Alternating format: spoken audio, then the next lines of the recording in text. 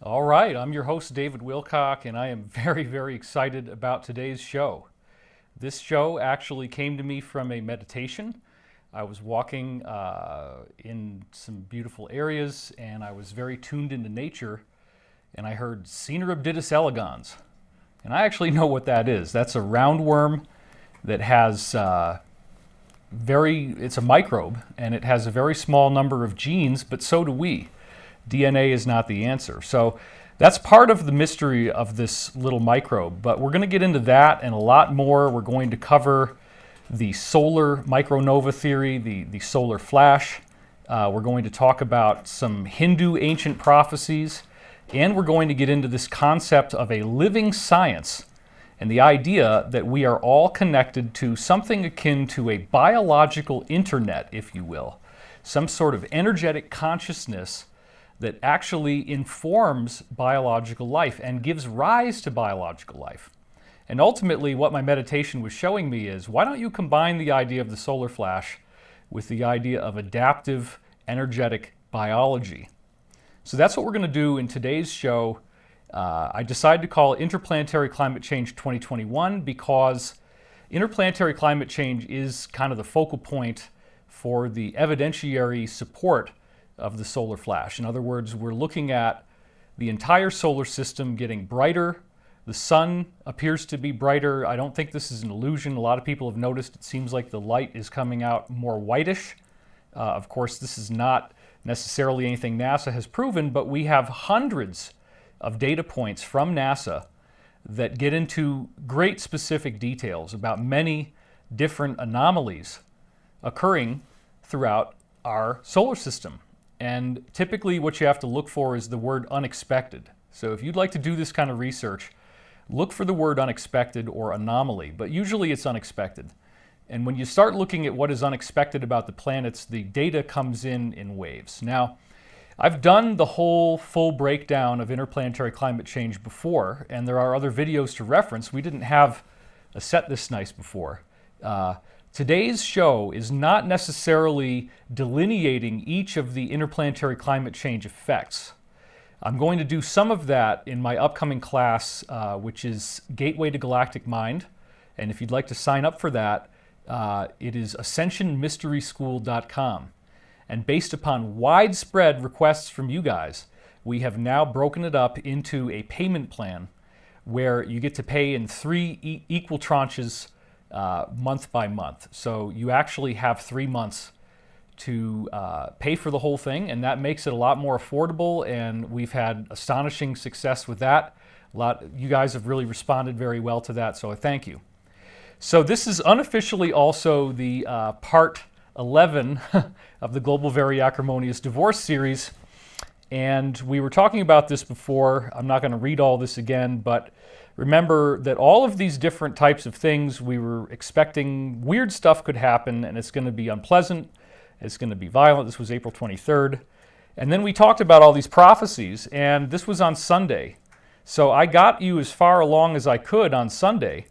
But then look at what's happened just since then. We're seeing Armageddon-style events, and they began the very next day after we were talking about these new briefings that said that it's all going to get wrapped up in May, June, and July. Okay, all the big stuff's going to be happening in the next 2 months, something like that. So this is what we started to see. Literally, the Battle of Armageddon, the so-called biblical, battle, where we're actually seeing the Temple Mount getting hit with rocket fire. It's unbelievable. And then just today, we had this alleged account, which again, I think there's some credibility here. Whoever is doing it, it's very credible. So they're talking about the UK government is now sending planes in, that Turkey is sending people in, and then look at this one on the bottom. This was 121 today. If the situation doesn't stop, the great wars foreseen in all of the Abrahamic religions will be upon us. Well, remember, the slide we were just looking at is correlating all of this with certain other events.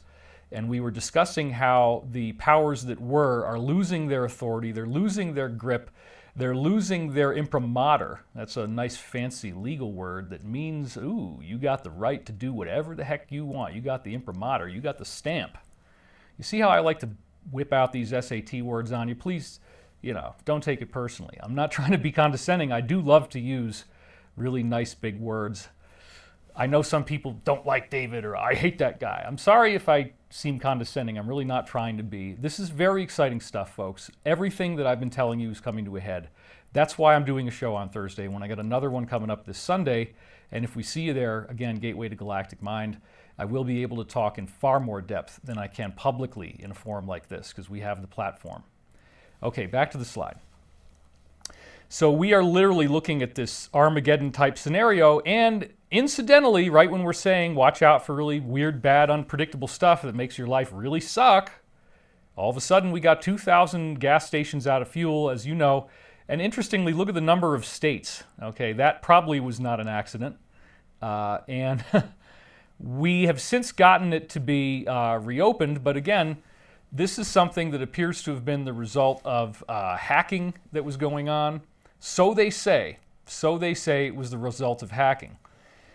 But the timing is very, very interesting, because we got these leaks. I reported on them on Sunday. We're talking about how all of a sudden some new leaks have just come out that I would think would make the usual suspects very nervous and make them realize that the timeline is dramatically speeding up. They don't have enough time. They got to get stuff done now. We got to get stuff done. You want to get stuff done? Come on, baby. I'll put my arm right under here and just stroke here. Oh, no, we're not. I've seen the videos, folks, and it's bad.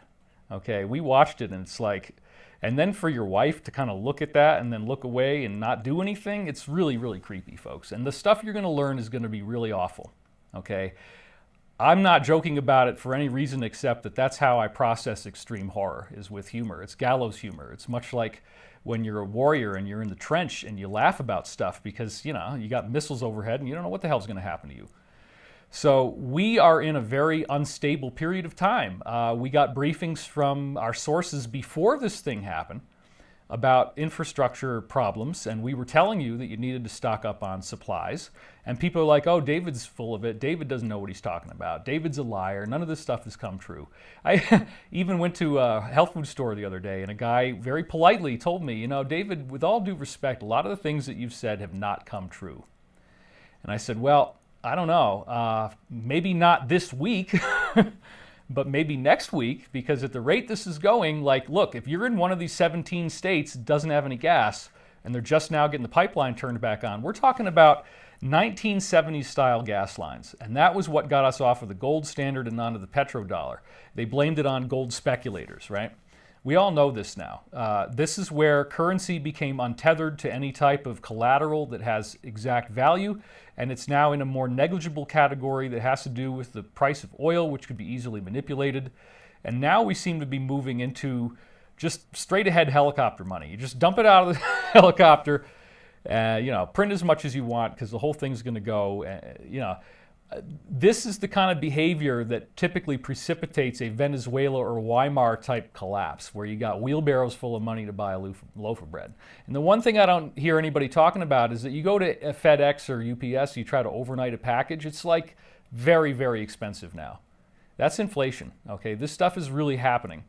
So was this pipeline thing just a completely random event? No, it totally fits with the script, which is, could they, whoever they is, cut off people's lifeline? Could they cut off your ability to leave the house, to have groceries? And if they could do it long enough, would there be a way to actually stop people from surviving? And this is unfortunately what I was hearing about all the way back in 2009 from Dr. Pete Peterson, these briefings that I received that have now become astonishingly prescient, in which we were told in 2009 that there's been a plan since at least the 1950s in America, and there's been one in Russia since the 1700s, incidentally, to expose and defeat this group. Kennedy made a lot of progress. He was working on a nuclear détente with Khrushchev, and they were working together to try to stop this nuclear stuff from coming out.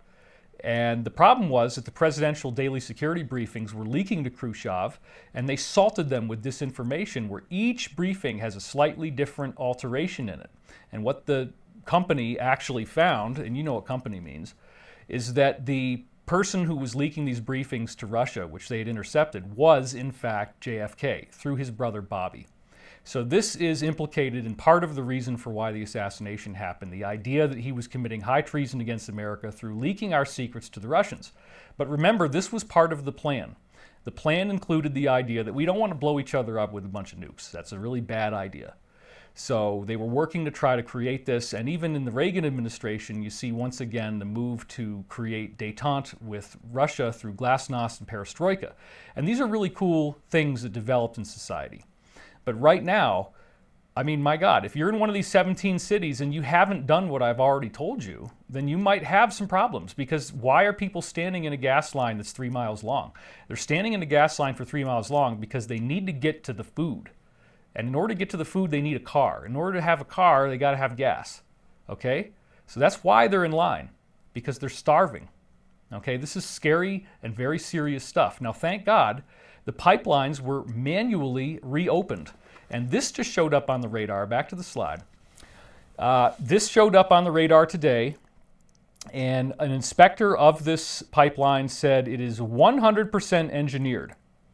And so if you type in all that link there, I know it's a lot of hash at the bottom of the link, but if you do that, you'll hear this guy who's talking to, oh yeah, the Bilderberg Illuminati, Zbigniew Brzezinski. You know, I love Alex. I do. I mean, he's great, but you gotta take a chance to do your Alex impersonation whenever you can. You know, it's a very special skill of mine to sound like Alex Jones. I mean, it's pretty amazing. I think you might have gotten impressed by that, so thank you in advance. You know, I'll just say that. So it's 100% engineered. My God, I mean, so what the guy is saying, if you listen to this, is that when he's worked at all these different places, you can manually turn the valves on and off. The only reason the valves didn't get manually turned back on for this long is somebody didn't want to do it. Okay, that's the only reason, according to him. Now, I don't know if this is true, but he claims that he's had 20 years in the oil and gas industry, something like that. He's worked all over the country, 40 some odd states, I think he said, or a lot of them, wherever it is, he's done it all. So he said, yeah, you just open up the valves and turn it back on. So what if it's hacked? It doesn't matter. Well, there might be more to this than that. And now, drum roll please, we're getting up to the next one, which is very exciting, where over 120 top military officials have issued a call for sanity. This appears to be a very, very critical part of the plan. His mental and physical condition cannot be ignored. More than 120 retired gens and ads sign an open letter questioning B's mental health and backing claims. And then it says more than 120 signed the open letter from da-da-da. The letter questioned the integrity of the da-da-da-da-da. It also questions you-know-who's mental fitness, blasts the blankety deal, says anarchy cannot be tolerated, and says, yeah, you can read that yourself. See how fun it is to be on YouTube, friends? It echoes T's claims that the absentee are not secure. Other retired military officers slammed the letter as intrusion in domestic politics. But that's over 120 people, okay? And what were we told way back in the day? We were told the alliance is retired military officials and that they were persecuted. And you know, in September of 2001, where they were planning all this just so happened to have been conveniently hit in the Pentagon on the ground floor level. The naval headquarters where they were doing this work to try to save America was hit in September of that year. That's where it went. That's what they were doing in there, okay? That was a very interesting part of the overall event that took place.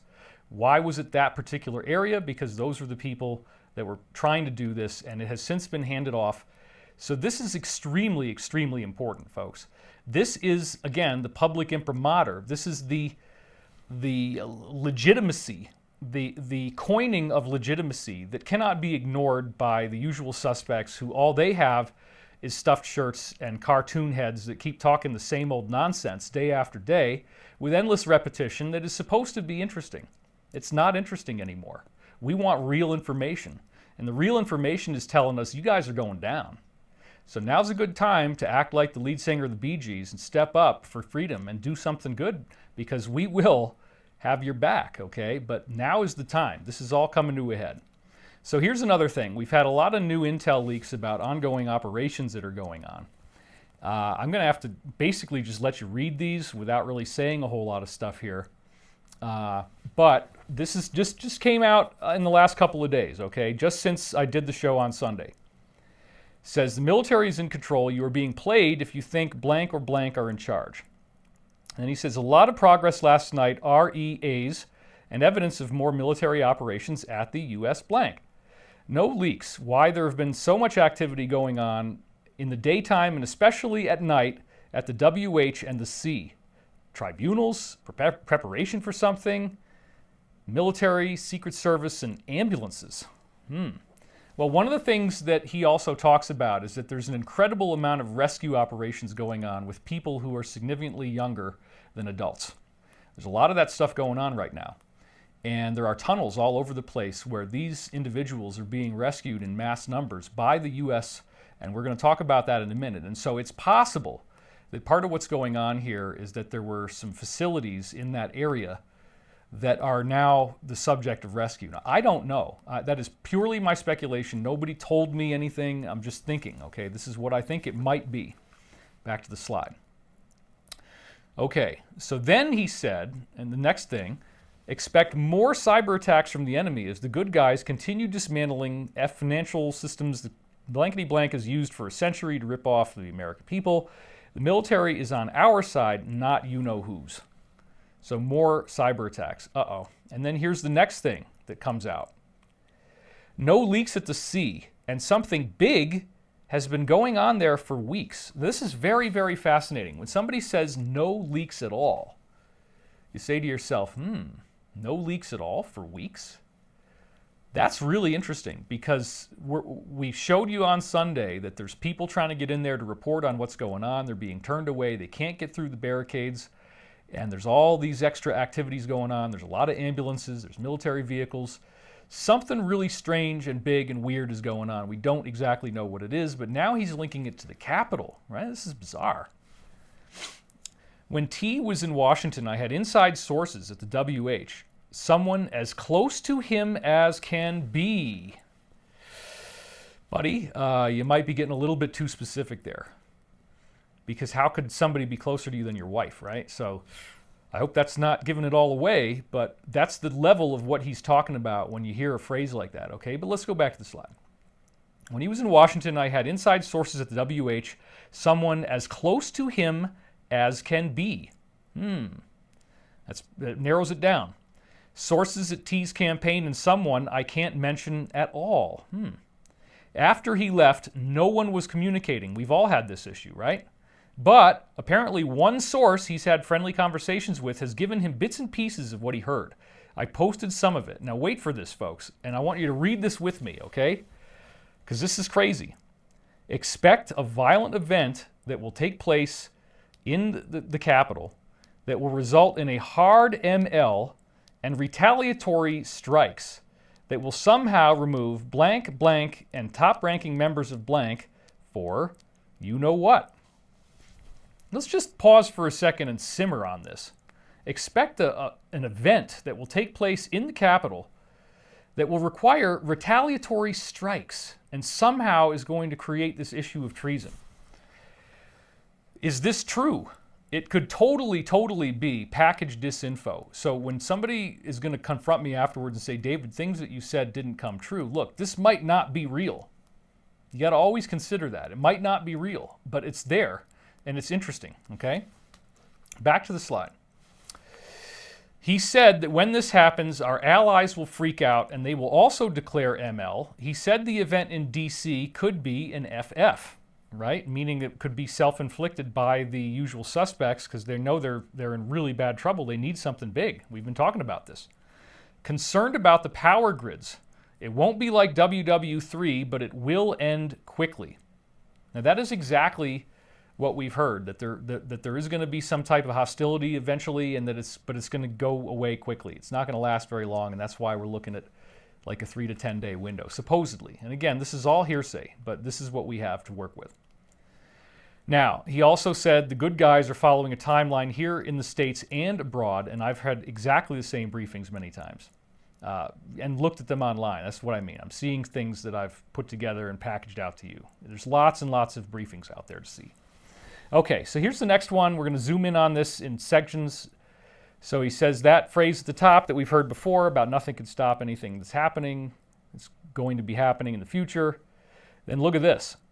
And it's not the best English, but people that have not woken, people who have not awakened will be completely devastated by coming events. Completely devastated. And there's a lot of reasons for this, because the truth is really, really bad. The truth is like a horror movie, and it's something that I've been talking to you guys about for years, and they like to screw with us. They like to hide all these symbols out in the open at the Grammys and the Oscars and the Super Bowl halftime show, Olympics opening and closing ceremonies, you name it. And so this year the Golden Globes got canceled due to, I guess because the viewership's gone down so much. So there's a lot of stuff happening. The public is awakening in a way that is very disconcerting to certain people.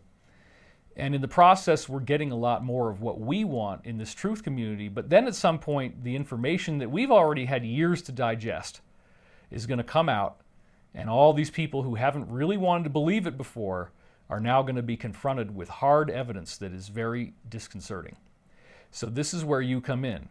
This is where you come in to help people get out of bed, drink water, eat food, go to the bathroom, stop crying, and get back into society. Okay, this is going to need to happen. We need your help. So please, if you're in a position where you have someone who you love or who is close to you when this starts to happen, please don't be judgmental. Please don't get mad at them. Don't ridicule them. Don't criticize them.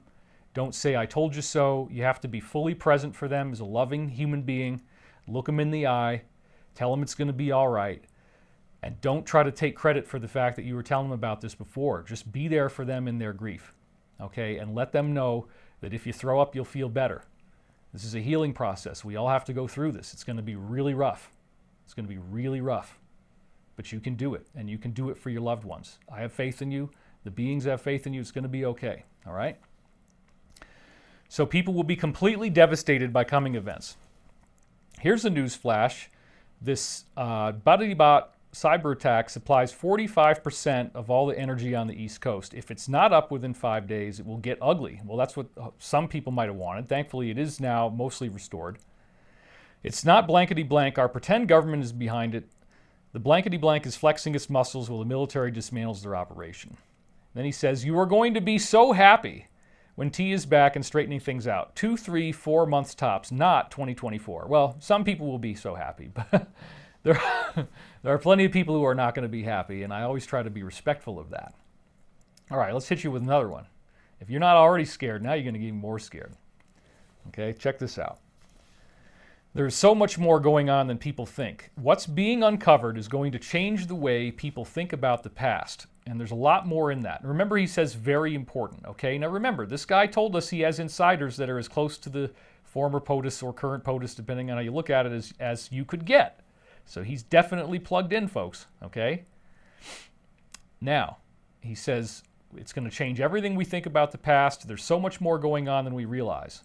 We have been lied to. Now look at this. The military is working hard to rescue the, okay, I'm not going to say that, and finding out more about who's involved. Pray for them. Today I was told that conditions underground are so horrible, the troops are having mental breakdowns. Now let me stop right there. In fact, let's go to this guy. I don't want to have to be the one to tell you this, but I kind of get a sanitation engineer job as part of my description. And the sanitation on this is brutal. What you're actually going to find out, because we already got briefings on this before, I've heard about this, is that there's, let's say, a lot of ceremonial altars and things in these tunnels. It is a playground of evil. It is a playground of vicious, crazy-looking, terrifying, stomach-churning things. Okay, altars and ceremonial setups, and yeah, that's about all I need to do, right? You get the idea. It's extremely upsetting.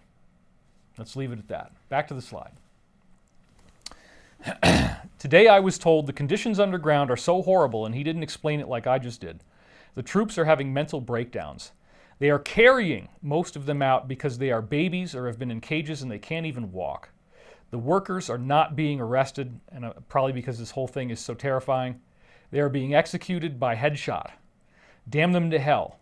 So after speaking to a soldier who was part of several nighttime raids in a network of underground teas used to receive I've been impacted by his descriptions. His emotions of anger, disbelief, and horror. I cannot get the 15-minute or so call out of my head. Not surprised to find almost nothing online about the tunnels, professional A's, receiving, distributing, the medical processes these monsters are using on these, especially these because there is pure, free of contaminants, apparently covered up. What you will find online is vague, like a fog. Whatever witness interviews, pics, videos, they've all been removed, up until now. But there are a few videos from people who were, but not through a network underground that can even lead to Canada. All right, here's another one. We're going to zoom in on this again. He again says very important, okay? This is more recent than the other one. We desperately need updates from around the country by citizen journalists concerning activities surrounding the rescue from tunnels. They are carrying out raids and missions every night, according to a soldier I spoke with this week. Every night, folks. This is huge, and it's going on right now, and that's probably part of the reason why the usual suspects are so freaking out. Recently, the military rescued hundreds, including blank, in a tunnel network near Colorado Springs, Colorado. After they were cleared, they blew them up, and these are huge. Isn't that interesting? Hundreds of rescues just in Colorado, and it's happening every night. And then he also said, this is just today, and nothing new, right? I'm expecting a cyber attack on our grid. It's an obvious next step. Be prepared. Power Pro generators are around $65 now. They were $45 at Walmart. Lots of water, crackers, peanut butter, protein bars. I don't know what, dude. I'm not going to just stick to crackers and peanut butter, but if that's what you want, you can have it, okay? Protein bars, lots of great inexpensive stuff. Search camping. We will prevail. I'm just ribbing him, of course. I would recommend rice and beans, canned soup, this kind of stuff. But, dude, if you still think that nothing that I've told you is coming true, you probably have a disability. Sorry. But, come on, man. Come on, man. Come on, man. I love you, and I just became your main guy. I'm the president, baby. It's so good. Oh, I love to be president. I don't want to be president. I've told you this, but I guess some people just want to walk right in and take the job. Not anymore. Let's go to this now. The Hindu prophecies of a coming golden age. I'm watching myself on the replay, and it's really ridiculous. I'm sorry. I'm sorry, folks. I can see myself doing these stupid dances. I want to talk to you about this now because the Kali Yuga prophecies are remarkably accurate. We went through a bunch of the other ones on Sunday, but this one in Vanaparva, Book 3 of the Mahabharata, is truly very apropos, okay? In the Kali age, which is where we are now, this is chapter 3, verse 187. The Brahmanas, which are the holy people, abstain, meaning they don't indulge in prayers and meditation. Even the holy people aren't doing it anymore. They're not meditating. They're too busy. Oh, they got to read Facebook. The course of the world looketh contrary. And indeed, these are the signs that foreshadow, the universal destruction. Well, that's the solar flash. They talk about it. They call it the Samvartika fire at the end of the age. It's the same thing, as you're going to see. And, O Lord of men, numerous Mleka kings then rule over the earth. And you know how there's a word called onomatopoeia or onomatopoeia, and it means that the word sounds like what it means? Well, in this case, I think Mleka is onomatopoetic, and it means, right? It sounds like what it means, and it sounds like somebody's throwing up. So numerous Mleka kings ruling over the earth. Well, check this out. This is pretty obviously what it's starting to look like now, folks. It all sounded good for some people back when this was first happening. But even that picture of him, you remember I showed you this? And we keep zooming in on it, and we keep zooming in on it, and we keep zooming in on it, and we keep zooming in on it. What the heck is going on with his eyes? That's from the Drudge site, okay? So, yeah, would that kind of satisfy the criteria of Mleka King? I think so. And those sinful monarchs, remember, we're now reading something that's probably 12,000 years old based upon most of the records. This actually was written during Atlantis, okay? So this is very old because there's a lot of ETs around, a lot of stuff that hadn't happened after they all sank. And those sinful monarchs addicted to false speech, this is talking about the Maleka kings, right, who are here now. This is today's prophecy. The Kali Yuga is the age we're in now. Those sinful monarchs addicted to false speech govern their subjects on principles that are false. And men and women become short-lived, weak in strength, energy, and prowess, and, endued with small might and diminutive bodies, they become scarcely truthful in speech.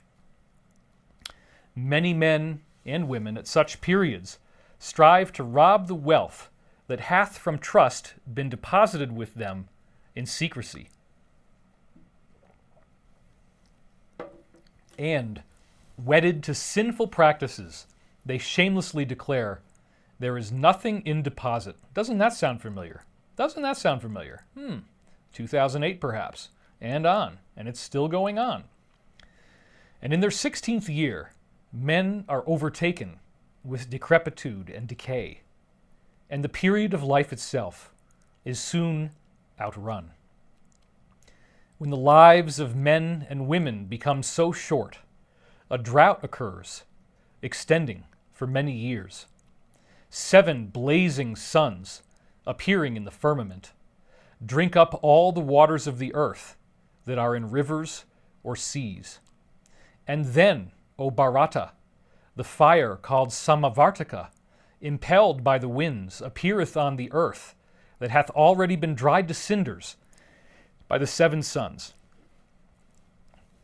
Okay, that's really, really freaking scary, right? That's basically terrifying. Because they're describing exactly what's going on right now. And then they say, oh yeah, and then these 7 suns, 7 blazing suns appear in the firmament, drink up all the water on earth. Well, it could be that it's the 7 chakras of our sun as it goes through the solar flash. It's like in the Law of One, they talk about 7 densities. There's actually 7 layers of energy in the universe. 7 sort of like dimensions, except that they all coexist in length, width, and height. A 3-dimensional space as far as its reference frame. Anyway, so this is pretty amazing. And there's hundreds of these mentions of the solar flash in the Hindu scriptures. So that's really your go-to. And of course, if you've seen me on Ancient Aliens, you know that they're describing Vimanas, which are these flying craft, that they use particle beam technology, they have bizarre weaponry, they can fly through the side of a mountain, they don't make any sound except for a humming. And it's wars going on where they talk about the bolt of iron charged with the light of 1,000 suns that then causes elephants to scream and die where they are and leave shadows on the ground. It's nuclear, folks. They had a nuclear war, and the descriptions from the Hindu Mahabharata are totally that of a nuclear exchange. But in this case, what we're dealing with is something that's not based on people on Earth. It's a cosmic event. And it appears to be that this event is propelled by conscious energy. And so that's where we're going to get to pretty soon here, but just bear with me. So, what do they tell us is going to happen when we go through this wild, wild process? They say that we transition into what they either call the Satya Yuga or the Krita Yuga, and that's a very exciting place to be in. So this is now chapter 3, verse 189. And when those terrible times will be over, the creation will begin anew. The clouds will commence to shower seasonably, and the stars and stellar conjunctions will become auspicious, and the planets, duly revolving in their orbits, will become exceedingly propitious. And all around there will be prosperity, abundance, health, and peace. Then we get this Kalki avatar who arrives with the most amazing superhero abilities possible, fully stressing Marvel to the limit if they were going to make a movie about this. And commissioned by time, a Brahmana by the name of Kalki will take his birth. And remember, the Zoroastrian prophecies, by the way, say that this is something that is going to happen with many, many people, that they embody what in the Casey readings they call John Peniel, or the John the Beloved, the way shower for the coming Christ, which is actually this change in the sun's energy and what it's giving off in the solar system, okay? So the Kalki is this same concept as the second coming of Christ. Different religions call it different things, but you can't get around the idea that the galactic mind is Christ. That's what the Law of One teaches us. That's my source text. And therefore, the Christ consciousness is the Kalki. It's the same thing. So this is talking about the second coming of Christ, just so that we're clear. They didn't know what to call it back then, so they called it Kalki. A Brahmana by the name of Kalki will take his birth. He will glorify Vishnu, which represents the one infinite creator, and he will possess great energy, great intelligence, and great prowess. Vehicles, weapons, warriors, arms, and coats of mail will be at his disposal as soon as he will think about them, meaning he just manifests all these things out of thin air with his mind. That's amazing. He will be the king of kings. That sounds familiar, doesn't it, folks? What did I just say? There you go. He's the king of kings, and ever victorious with the strength of virtue. And he will restore order and peace in this world, crowded with creatures and contradictory in its course. And that blazing Brahmana of mighty intellect having appeared, will then destroy all things. Well, that's not very nice. Why would he want to destroy all things, man? That's not very nice. Well, it's about a transformation. So there must be a change first that appears destructive. This is what the sun is doing. Remember, we're once again hearing about all the oceans being evaporated at once. Well, it's not really going to be that bad, but there is a lot of heat that the sun apparently gives off. So you want to be in the next density. You want to layer up, let's say. Just like you might want to lawyer up, you want to layer up. You want to layer up to fourth density, which means just be nice. Is it really so hard to be kind to people? Apparently it is, or else we wouldn't have to teach you this over and over and over and over and over. All right. And he will be the destroyer of all, and he will inaugurate a new yuga. And surrounded by the Brahmanas, that Brahmana will exterminate all the Malekas, wherever these low and despicable persons may take refuge. When the Brahmanas will have exterminated the thieves and robbers, there will be prosperity everywhere on earth. Okay, so you see why I wanted to give you the Zoroastrian one before this? Because the Zoroastrian one came from Ahura Mazda many thousands of years later, and he was following up on what he already knew was written. If you read the original Mahabharata version, it sounds as if the people who are eliminating the Maleka kings are some sort of ascended beings with superpowers. However, if you get the Zoroastrian version, which might have been like an edit, okay, it says no, it's actually just really normal, good people who are becoming awakened to their own inner one creator within them. And then by that awakening, they are then going out there and taking decisive action, peaceful action that leads to us having the world that we want. Well, that's the alliance. So those are the Saoshyants, or what they call here the Brahmanas. So no, we don't all have superpowers. The Zoroastrian prophecy, I believe, clarified that much of this work is going to get done by ordinary people. All right. So when the Brahmanas have exterminated the thieves, robbers, and Malekas, there will be prosperity everywhere on earth. This is exactly what I believe we're going through right now in the form of Kalki, symbolically the destroyer, symbolically these 8 faculties, okay? But at some point, I think we are going to see ascended beings that have these faculties. So we're going to go through them. This is from Virtual Maastricht McLuhan Institute, and they talk about how the Kalki will have great power, might, dominion, supremacy, dignity, and superhuman power. So there's 8 abilities. The ability to become small, the ability to become extremely light, the power to attain anything, this is like instant manifestation, irresistible will, this would be like influencing people with your mind and they can't resist you, which would only be used benevolently because that's what the Kalki is there for, is to clean things up.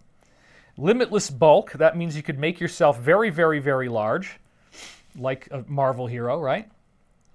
Supreme dominion, which again is the dominion over your animal passions. It's meditation, it's somebody who's fully, fully spiritually integrated. Subjugation by magic, meaning that they have subjugated their ego by this magical process. So that again is similar to number 6. And again, number 8, the power to suppress all desire, meaning this is only going to be done for the highest purposes. There is no desire for revenge. There's no desire for violence. Well, there might be violence, but there's no desire to do it other than what needs to be done to balance the karma. Okay?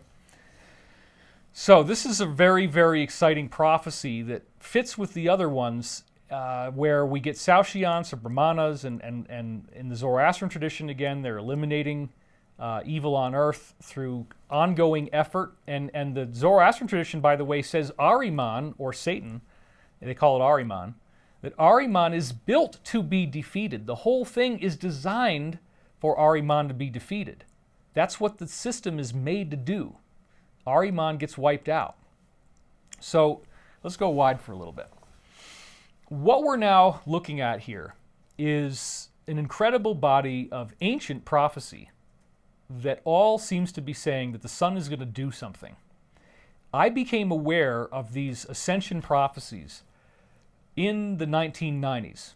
And even all the way back then, I said, you know, if the sun is going to have that kind of a discontinuous energetic change, if space, time, matter, energy, consciousness is going to go through a literal dimensional shift, there's no matter what, there needs to be some sort of visible, tangible things in the solar system that would represent the energetic increase that we should be seeing, and then the resulting changes that that energetic increase would create. So that's where interplanetary climate change comes in. This is, again, the concept that the stars all have their own clocks that they're on. And it's a sacred geometry, ultimately. We're going to talk about this in Gateway to Galactic Mind. I hope to see you there. Again, ascensionmysteryschool.com. The galactic mind programs us to go through a sudden energetic shift, and energy itself pushes us through this. So I was reading the Law of One talking about this, and it was talking about this increase in energetic potential. And they even described that it's like physics, where there's stored potential energy that then becomes kinetic. So I said, well, I got to start looking at the solar system, and I got to see what's going on. And that's where, beginning in 2000, in December 2000, I'll never forget it, a colleague of mine, when I was doing a seminar tour, my scientific colleague, leaked to me this paper from Russia that was online, but nobody knew about it. And it was by Dr. Alexei Dmitriev, and it was called Planetophysical State of the Earth and Life. It doesn't sound very exciting at all. She wants me to hike up. Yeah, I actually lost a lot of weight, folks. I don't really have a belly anymore. It's pretty awesome. And I'm going to talk about like some really cool dietary stuff that has significantly nuked the dark circles under my eyes, and a whole amazing healing process that I've been going through that I couldn't talk about here, but I'm going to teach you what it is, and if you want to do it, you can do it. It will create an amazing improvement. And you can see, obviously, I've lost a lot of weight. I have not had plastic surgery. People were saying that stuff. My face just tightened up because I lost weight, okay? Anyway, where in the hell were we then? What were we talking about when you got me off on a we're talking about, oh yeah, I remember now. So the interplanetary climate change. So this guy leaks to me the Alexei Dmitriev's paper, Planetophysical State of the Earth and Life. And I start reading this on an airplane coming back from the conference we did. And I'm so excited because here's a Russian scientist who's gone through the whole solar system and knocked down all of the different planets with clearly obvious energetic changes. And he's presenting a Russian scientific model that explains all of these changes as part of an energetic change of state. So just to give you an example of some of the really cool stuff that was in there, he talked about the solar system as being an electrical system. And he said that the electroconductivity of our solar system is increasing. So what's happening is, if you think about it this way, look at a pot on the stove, and look at what happens if you drop some water in that pot and it's not being heated. Nothing's going to happen, right? The water just sits there on the pot. But if the pot is nice and hot and then you drop some water on it, what's going to happen? It sizzles all around. So the equivalent of that would be the time that it takes for solar particles to reach the Earth through interstellar and interplanetary space. In this case, just interplanetary space. Guess what? It goes a lot faster because the energy in our solar system is charging up. There's more energy, so the particles move faster. So Dr. Dmitriev showed several examples of huge increases in solar particle emissions. He showed several scientific examples that the sun is getting significantly more magnetically charged, over 200% more magnetically charged. He didn't really have anything on Mercury. I found that later. Tons of stuff on Mars, tons of stuff on Earth, tons of stuff on Venus, tons of stuff on Jupiter, tons of stuff on Saturn.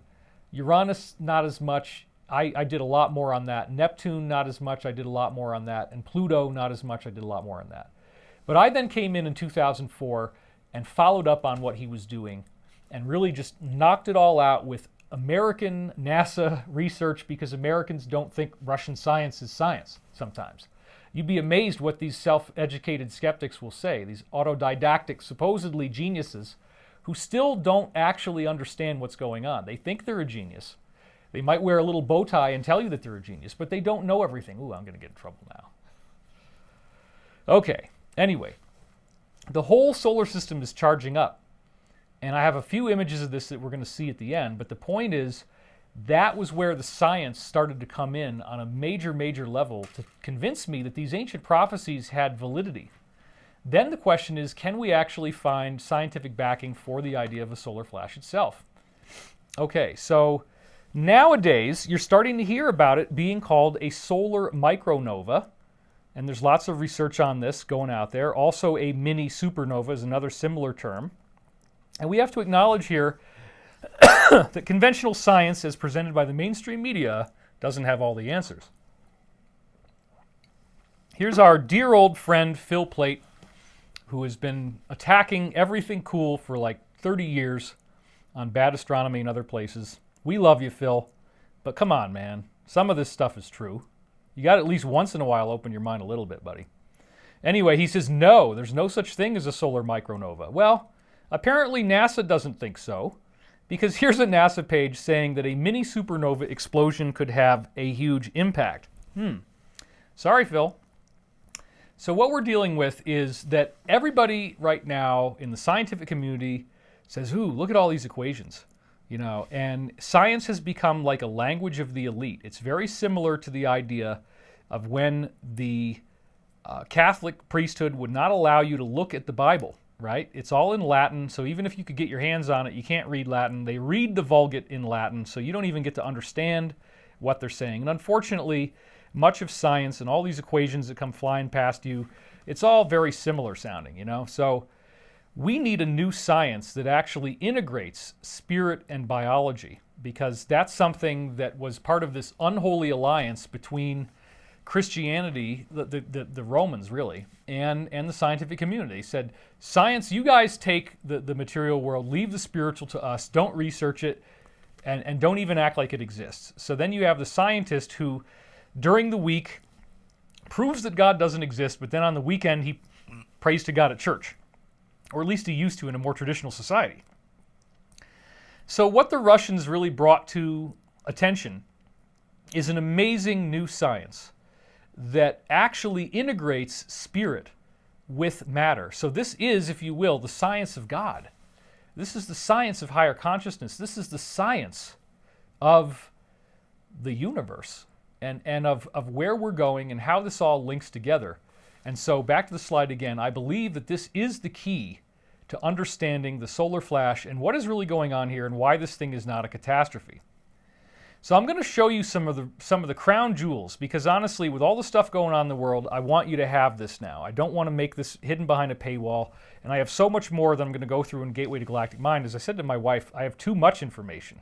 So let's put some of this out there so I can get into the deeper stuff in Gateway, which I hope to see you again. AscensionMysterySchool.com starts this Sunday. It'll be very loaded with slides and amazement. And we got a payment plan, so you can start off on 111 and we'll take it from there. If the society still exists, then you'll have to keep paying us. But if not, then you're off. You're off the hook. All right, so the DNA can't hold all the information to make life, right? And this is something that we've talked about where if you take the DNA, here it is wrapped up inside a chromosome, and you unwrapped the DNA and then you dropped it out of a helicopter, like by chopping it up into individual pieces. And then you tried to get the DNA to land on the ground in the same way that it was when you dropped it out of the helicopter, the equivalent of how difficult that is, which is, again, the idea that DNA randomly evolved. You like that? You like that love that I'm giving you? The love that eyebrows can give? It's love, baby. What I'm going to tell you is this. DNA is impossible to be made randomly, because to do it with an encyclopedia would be the equivalent of chopping up every word out of the encyclopedia as a separate word and dropping it out of a helicopter and expecting it to all be laid out on the ground in perfect pages the way it was in the encyclopedia. It's that stupid.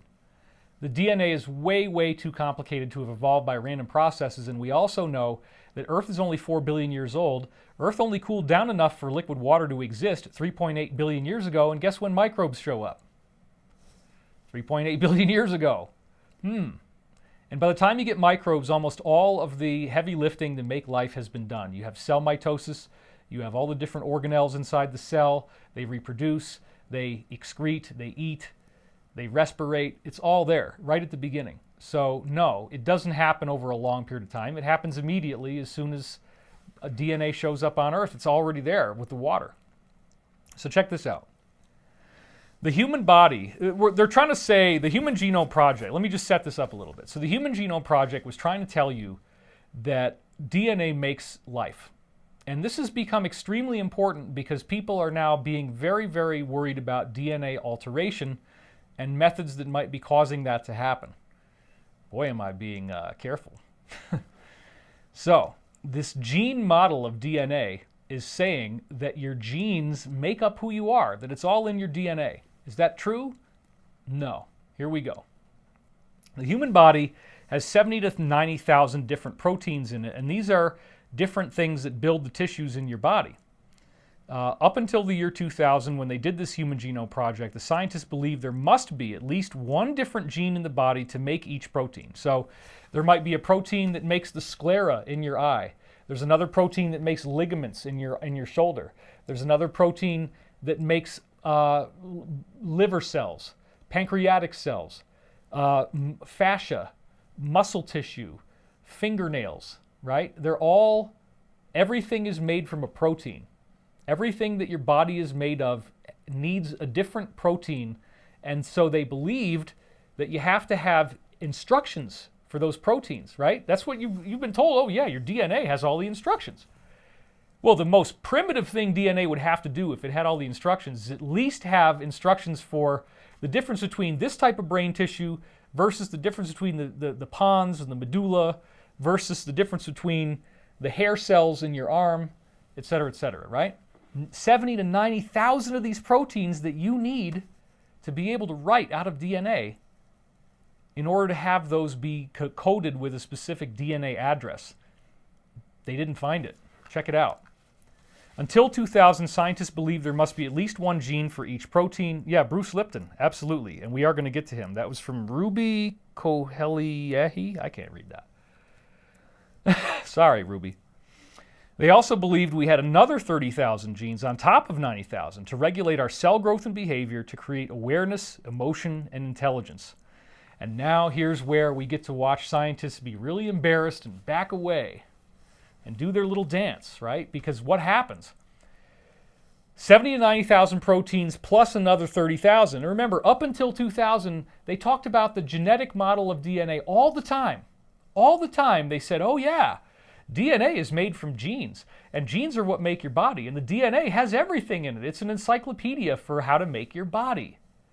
Well, dude, we need like 90,000, we need 90,000 genes to make just the proteins in our body. Then we need another 30,000. So drum roll, please. How many genes did we actually have? Back to the slide. Are you ready for this? Whack, whack. Only 34,000. Whoop, whoop, whoop. Right? Oh my God. So now they don't talk about it anymore because they didn't find enough genes. That means the DNA does not make your body. There's something much greater. There's an information field. There's a template of living conscious information, intelligence, that actually makes life. And you cannot get around that. You cannot get around the fact that the DNA doesn't have everything it needs in there. But it is an antenna that lenses into fields that exist. So you can move it around, you can clone it, it'll tap into those energy fields, and it will get more information. This is why if you take the embryo out of a mother's womb, it'll only grow to about 80 cells and then it stops. It should be able to keep growing in a test tube. We haven't been able to get that to work. And the reason why, apparently, is that the mother's body gives energetic fields to the baby's developing fetus that tells it how to grow. The cells need the knowledge that the mother's body has, or they will not grow into a baby. You can't just make one in a tube. We haven't been able to do that yet. But extraterrestrials apparently have, but we don't know how to do it. So only 34,000 genes in the whole frickin' genome? Uh-oh, what do we do? Well, here comes Caenorhabditis elegans, this little microbe widely studied in laboratories, and his little body has exactly 969 cells, and he uses every one of them. His little brain, we were talking about, the dog's brain is the size of a walnut. We were talking about that with our girlie and how she could choke on things. And anyway, poor little Caenorhabditis elegans, he only has 302 brain cells. But he's using them, man. He does what he needs to do, okay? He's getting around. The human body has 50 plus trillion cells. Now, he's got, this is really, really rich, folks. He's got 302 brain cells. He's got 969 cells in his whole body. How many genes do you think he has? How many genes do you think he has? 24,000. Look to the slide. He's only got 10,000 genes less than us, folks, and he's only got 302 brain cells. You think DNA is where the answer is? Bah! The fruit fly only has 15,000 genes in total, so there you go. The human body only has 10,000 more genes than the very simplest and most primitive organism we've ever been able to study. Oh, well, the 10,000 must have lots and lots of good stuff in them. No. All right, so this is something else we got to get into right now. Garyaev, the different scientist than Dmitriev. Dmitriev's the guy that did the interplanetary climate change. Garyaev in 1984 took DNA and put it into a small quartz container, and then he zapped light into this room where the DNA was. Normally with a photon counter, you can see there's light all over the room. But when you put DNA in the room, what do you think happens to the light? Well, supposedly nothing, okay? So I'm not going to go too fast because this is really intrinsic, okay? We just showed you that DNA cannot be the answer for all the proteins in the body because we only have 10,000 more genes than the frickin' Caenorhabditis elegans microbe. Whoa. What? So then, this is a dirt simple experiment. You just take DNA and you put it in a room where there's some light and you see what happens to the light. Well, sure enough, the DNA absorbs all the light into itself, and I'm going to show you this right now. Check this out. So when DNA is in the room, it actually acts like a miniature black hole. It seems to have a gravitational field, and it absorbs photons into the DNA molecule. So here we go. On the top, you see the background empty space, and so each dot on this graph represents an individual photon, which again is just light. Then, when you look at what happens on the bottom graph, that curvy line is the DNA molecule. So it happens to have struck on an angle in this case, depending on how they aimed the sensor, I guess. There isn't one dot that is not in that squiggly line, which again is the DNA. You imagine a double helix on that line, you can kind of see what it looks like. So that's your DNA, folks. You're seeing the DNA double helix right there, and you're seeing that there are no dots left outside where the DNA is. Well, the craziest part of this story, of course, is, wait a minute, DNA is not supposed to be doing this. DNA is not supposed to act like a black hole. DNA isn't supposed to have a gravitational field that attracts light. Well, this is just part of a very fascinating science of life, teaching us that light is actually where the magic is, and the DNA is lensing the light. The DNA is an antenna for the light. The DNA draws light into itself, doesn't it? It's attracting light. You put it in a room where there's light everywhere, and then it sucks all the light up. This clearly implies that light is extremely important to the processes of DNA. Now, I come up empty-handed with Western scientific models that would try to propose this. So in some cases, I had to design my own, just based on combining information that the Russians and others had developed. But the idea here is that light is intelligent, light is alive, and light actually has complex genetic information stored in it. And all of this is going to become very important, of course, because the sun's giving off light that's going to have complex genetic information stored in it. And if the sun gives off different light, it might have different biological effects on us. It might be changing us right now, and that is what's happening. Back to the slide. So this is the little setup that they had. This is from Institute of Heart Math about that experiment. DNA absorbing all the light, and this is how they counted the photons and proved that this was happening. Now this gets even more interesting, and it's very, very relevant to all the stuff people are talking about online right now, about DNA being altered, and oh my God, if you had your DNA altered, are you definitely going to expire? Well, look, that's not true. We are not seeing what everybody seems to think is going to happen, and when I say everybody, I mean a lot of people who are not being allowed to talk about this.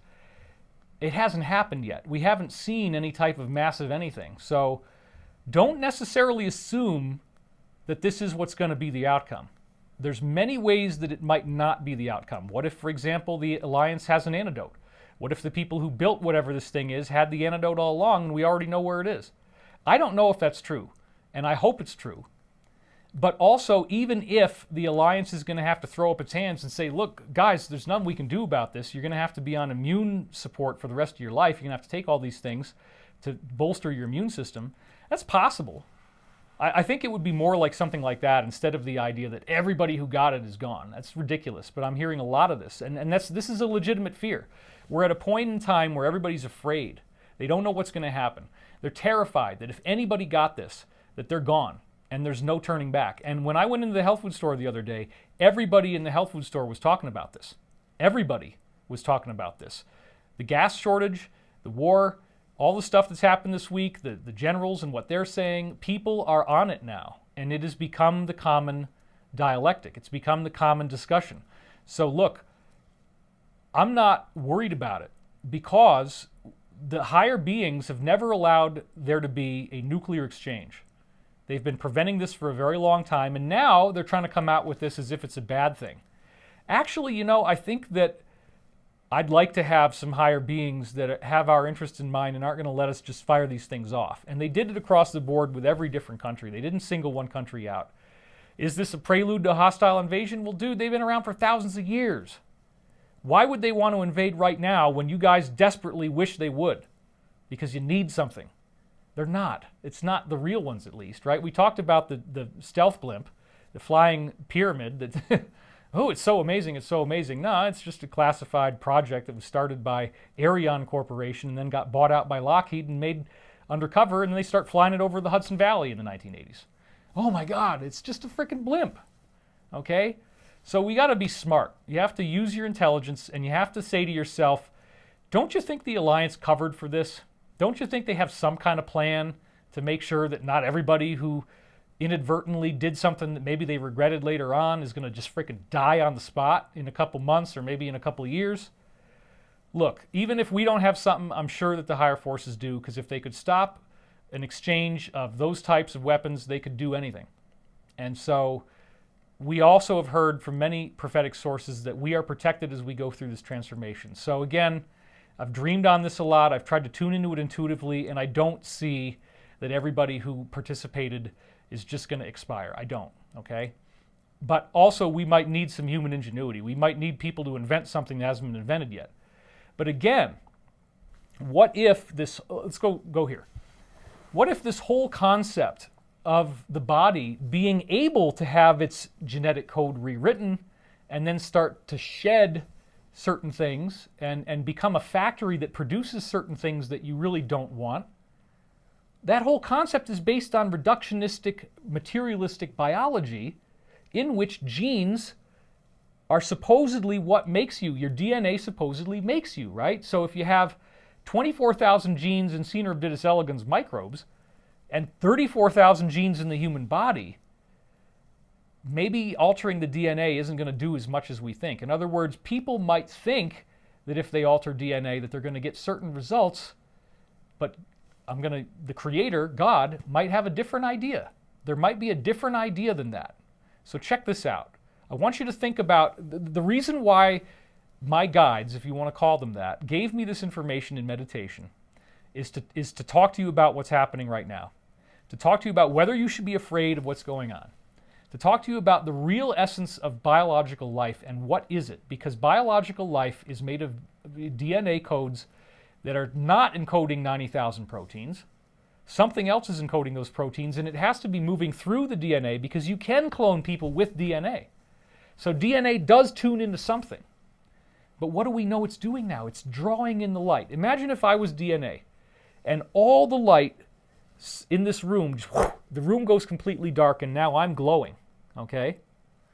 Well, the most amazing thing about this Russian scientific experiment is that when they took the DNA out of the room, the light in the room where the DNA was continued to hold in place for not 1 day, not 5 days, not 10 days, but 30 days. They had a DNA phantom. So there was a hidden structured gravitational field, a structured energetic gravitational field that held the light in place. So the gravitational force that did not require the DNA. It's the precursor to the DNA. Quantum physics makes life. Back over here now. Quantum physics makes life. Quantum biology, as Dr. Bruce Lipton, he's the one that talked about Caenorhabditis Elegans. I give him all the credit for this. It's wonderful that he's been doing this for so many years. I just want to add to it and use that discussion as a platform for what we're hearing about now. Because people are really freaking scared about what certain people got shot up with and what does that mean. And I'm telling you, it's not as easy to write it off as, oh my God, this is so horrible as you think. Because nature has lots of little funny tricks in it. So check this out. This is unbelievable. We're going to talk about Dr. Robert Pruitt and how mustard weed can heal itself. So here's Dr. Robert Pruitt. He's a legitimate scientist. He's published in the field. And this is what he discovered. This is back in 2005, March 23rd, New York Times. It says, startling scientists.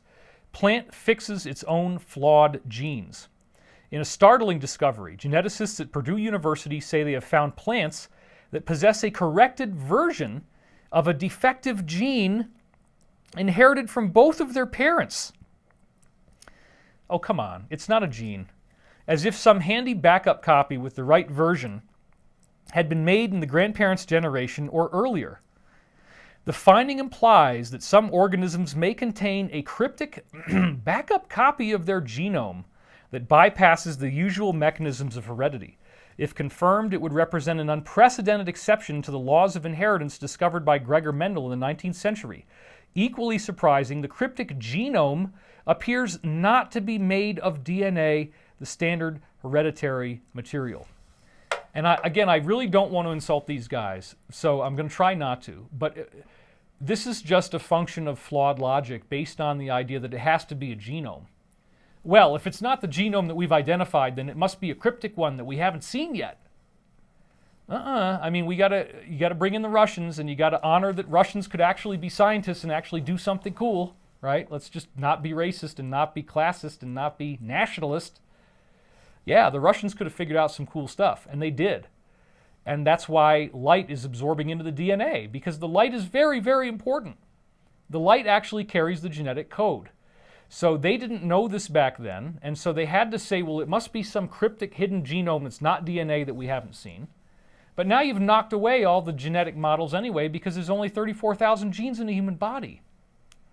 Well, this becomes very important because what we're seeing here is the mustard weed fixing itself when it's impossible that it could have fixed itself if DNA is what we think it is. Now, why? Because the whole entire plant grows from one DNA molecule in this case, in this experiment. And this DNA molecule has had the genes completely removed.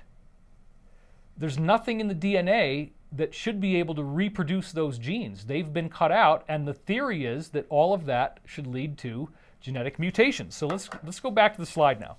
Next guy we're going to meet is Dr. Elliot Meyerowitz. You're going to read about him in a second in this quote. He says, "It looks like a marvelous discovery, according to Dr. Elliot Meyerowitz, a plant geneticist at Caltech. Dr. David Haig, an evolutionary biologist at Harvard, described the finding as a really strange and unexpected result, and it would be very important if the observation holds up and applies widely in nature. So this is Dr. David Haig, in no way intending to be mistaken with David Hogg. And he's got that, oh, he's so sassy. He's got that little grin. He's just so sassy. I'm sorry, did I just do that? I didn't do that. Dr. Pruitt and Dr. Lally were trying to understand the genes that control the plant's outer skin, or cuticle.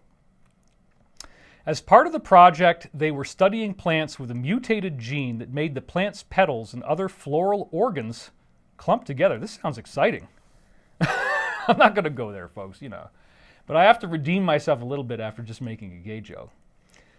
I'd like to have some that, you know, we're not going to go there. Anyway, so this gene causes a genetic abnormality in the flower that we're going to see here in a moment. And if you remove those genes, if you remove the genes that make it work properly, then theoretically you should have mutant plants that stay mutated. Because each of the plant's 2 copies of the gene were in mutated form, they had virtually no chance of having normal offspring, at least in the conventional model, right? But up to 10%, 1 out of 10 plants that you do this with kept reverting back to normal. Now notice it's not the majority. It's only 1 out of 10%. What is the criteria between those 1 out of 10% as opposed to the other 9? Right? We don't really know, because 10% is 1 out of, it's 1 out of 10 basically. So I'm reducing it. So 1 out of 10 of these plants is going to grow back the DNA that you take away. Is it that the plant has more energetic connection to these photons? Can it draw more of this light in? And the light, somewhere in the light is information that tells it how to make its own plants. That appears to be what's going on. Remember in the pyramid episode, we talked about extinct versions of ferns that were growing around where these Russian pyramids were built, and they hadn't been seen for millions of years. This again suggests that energy can change biological life, and somehow building a pyramid could have an energetic effect on life. So 1 out of 10, if you try to cripple their DNA, you try to destroy their DNA, they're supposed to die, or at least they're going to be mutated forever, right? You're trying to ruin these plants by screwing with their genetics. 1 out of 10, it doesn't happen. Isn't that interesting? And might it be a little bit relative to everything else we've been talking about right now? Yes. When the researchers analyzed the mutated gene known as hothead, or HTH, they found that it had changed, with the mutated DNA units being changed back to their normal form. Wow.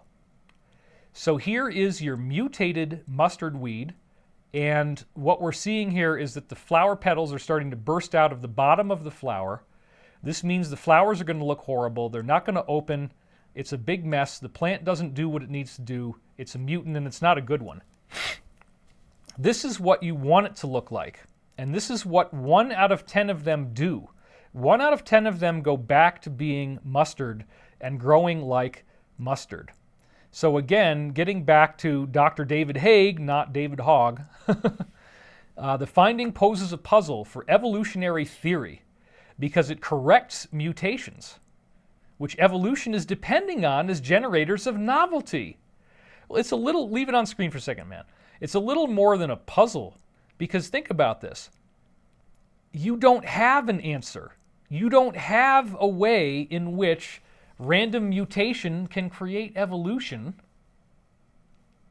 if random mutation gets corrected by some energetic blueprint that they didn't want to think that far, because it's a whole new paradigm, right? It requires a whole new paradigm. So they're like, well, there must be some cryptic DNA hidden somewhere.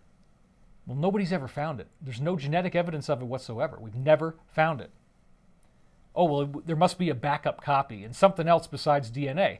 You're on the right track.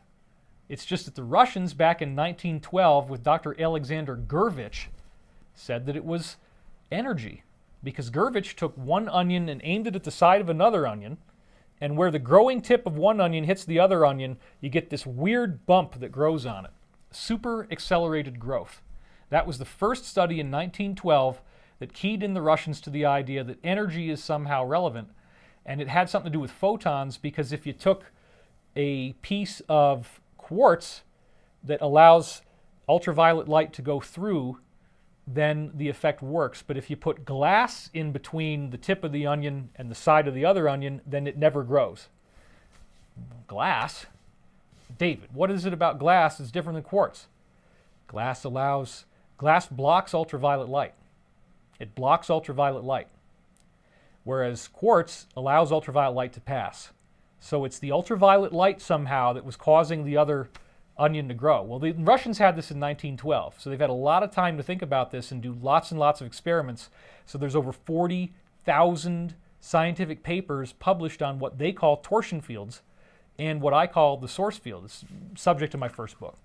So here again is a link, the actual photograph of this whole study being published. And again, I want you to think about this right now. 1 out of 10 of these guys fixed their own DNA. So if you try to mess with DNA, DNA fixes itself. The same thing's going to be happening now, I believe, and I think the ETs can help us quite a bit on this. There's another example of this, and this is Drosophila, which is the basic, simplest, most primitive organism that you ever see that they use as an insect in these lab experiments. They grow very quickly. They only live for like 1 day, and so they can try to mutate them. They've created plenty of mutations deliberately. This is from Rupert Sheldrake, off of sheldrake.org, and I really support him. I interviewed him for Gaia, so you can go back and watch that interview on Gaia. A new theory of evolution, he says. A great deal of work is being done in contemporary biological research on such tuning mutations, formerly called homoeotic mutations? Homoeotic mutations, formerly called. You know, if you add an R, it becomes something else. So, like, yeah, I think it's probably a good idea to not call it homoeotic. Homoeotic mutation. Oh my God. But yeah, so the idea, back to the camera, the idea is that these morphic fields, that's Sheldrake's interpretation, that these are energetic templates in the universe that we tap into that are intelligent and conscious, and that inform biological life to make DNA grow. Even if the DNA molecule has been messed with and you tried to screw it up to cause all these problems, God just says, no, we'll fix all that. At least 1 out of 10, even if it's mustard. So what happens with a fruit fly? Check this out. The animal most used in these investigations is Drosophila, the fruit fly. A whole range of these mutations have been found, which produce various monstrosities. One kind, called antennapedia, leads to the antenna being transformed into legs. Ooh, that's gross. The unfortunate flies, which contain just one altered gene, only one gene, produce legs instead of antenna growing out of their heads. Yuck. There is another mutation which leads to the second of the 3 pairs of legs in the Drosophila being transformed into antenna. Well, that's not quite as bad. I mean, you might be able to use those. You never know. This is evolution, baby. Not really. Normally, flies have 1 pair of wings, and on the segment behind the wings are small balancing organs called halteres.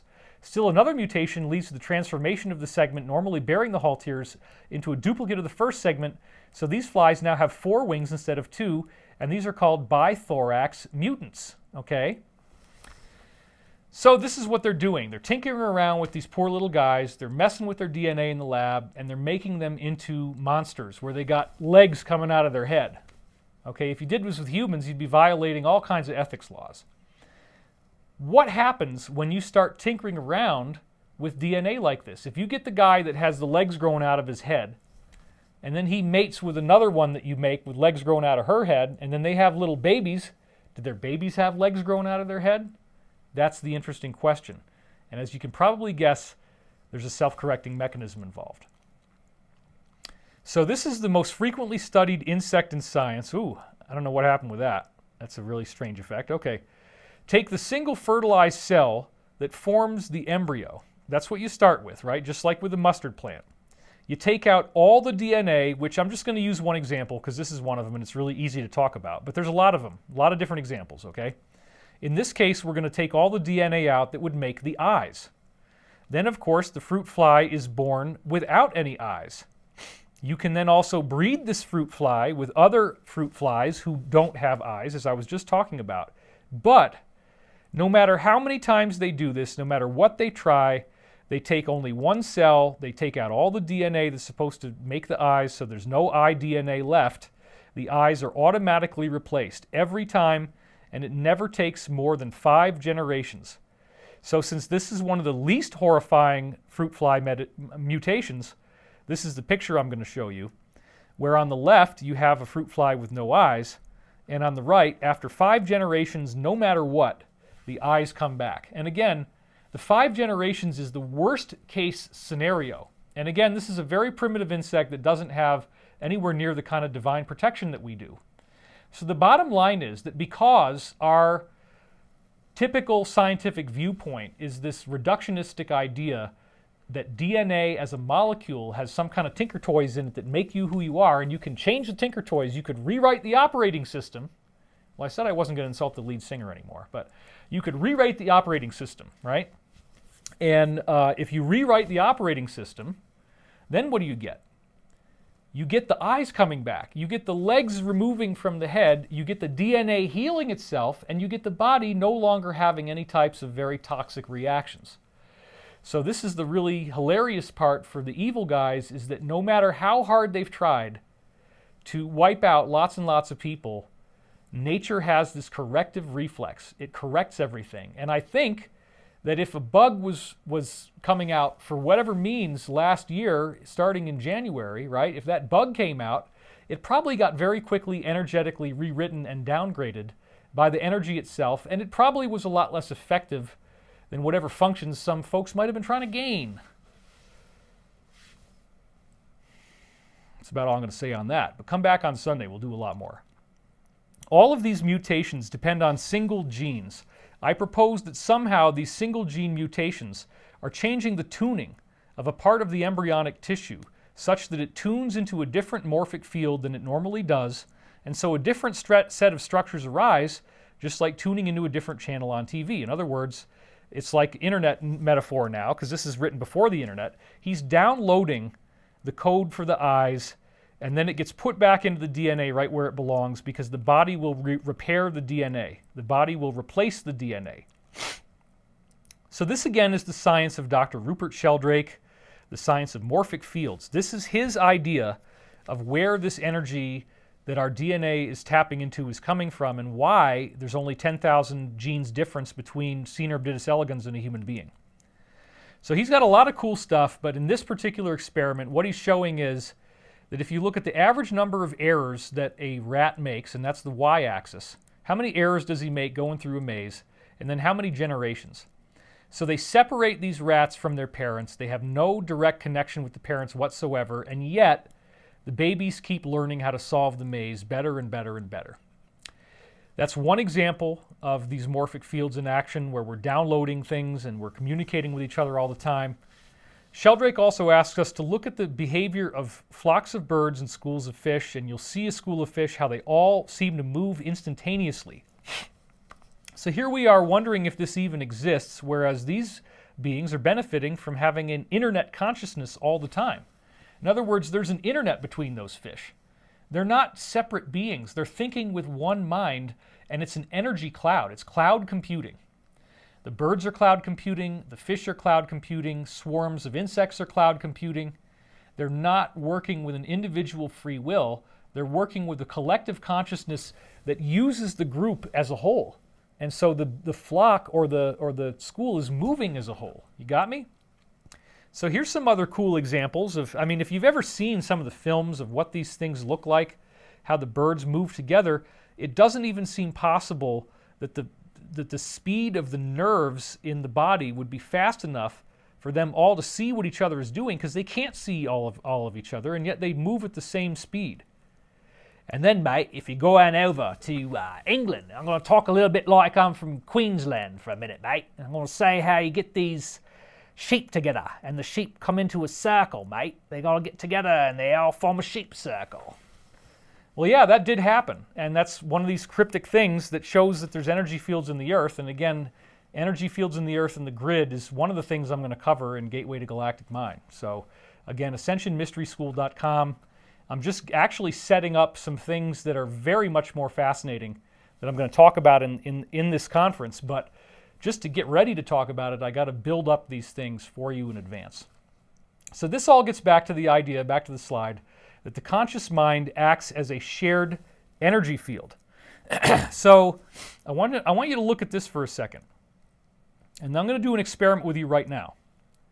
This is a hidden figure puzzle. So I want you to look at this, and I want you to just think about in your mind what might be in here. What are we actually looking at? Just take a look at it and try to see if there's a hidden shape or a hidden figure. Do you see anything? Does anything look like it might be unusual? Let me read the comments. Does anybody see anything? Can you see what this is? Crockney rhyming slang. Thank you. Yes. David's in a weird mood and I love it. All right. Well, anyway. Yeah, you're damn right, mate. It's Australia. It's Queensland, Australia. Wood ducks. Wood ducks. Can't organise a piss up in a brewery, mate. All right, I gave you some of that. You love that? Okay, good. All right, so now let's look at this. What if you're seeing two people dancing? Do you see two people dancing? Do you see their hair? Like if the top middle of the figure is their hair joined together. So you got her hair on the left, his hair on the right, right on the top in the middle. She's in white, he's basically in black. She's got her arm around him and they're dancing together. And then you look at the bottom, you can see their legs, you can see their feet. You got it yet? Yeah, you guys are starting to see it. So now we're going to draw it in, okay? So that's the two people dancing. So here again is the hidden figure before you solve the puzzle. And then here it is after you solve the puzzle. Okay, so what's going on here? Why does this matter? Because when you invent one of these and it's never been made before and nobody's ever solved it before, you can time how long it takes people to solve this puzzle. But once you've invented the puzzle and once a certain critical mass of people have solved the puzzle, now any new person solves the puzzle much more easily, much faster. It takes less time. They see the people dancing, whereas before they didn't. You want to try another one? Let's try another one. This is fun. Let's try another one. All right, here we go. So here's another one.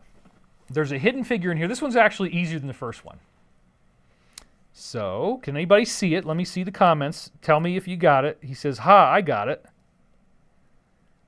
Okay, I don't see it. I see it now. Okay, what are you seeing, though? Wood ducks, wood ducks. Are there any wood ducks in there, mate? We got some bombs in there? I can't say that. That's slang. All right, anyway. Here we go, folks. You ready for this?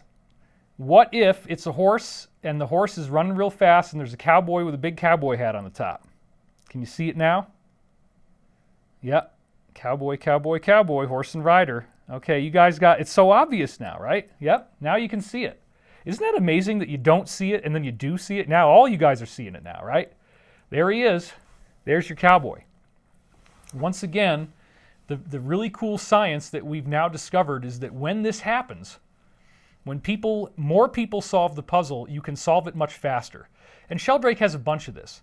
For example, when you take people who've never studied a certain language and then you have them feel confident about certain words, you have them guess their confidence of certain words.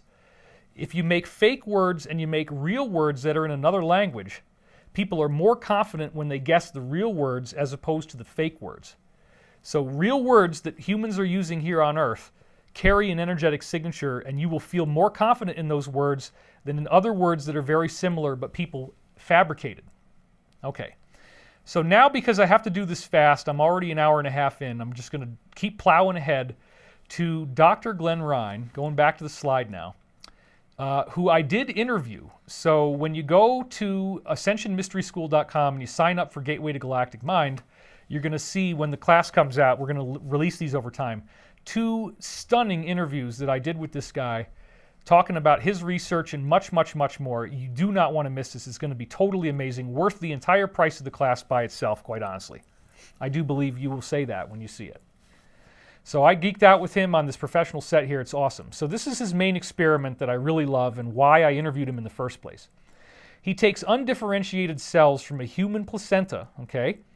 So that just means that it's somebody else's DNA, and he puts it into a test tube.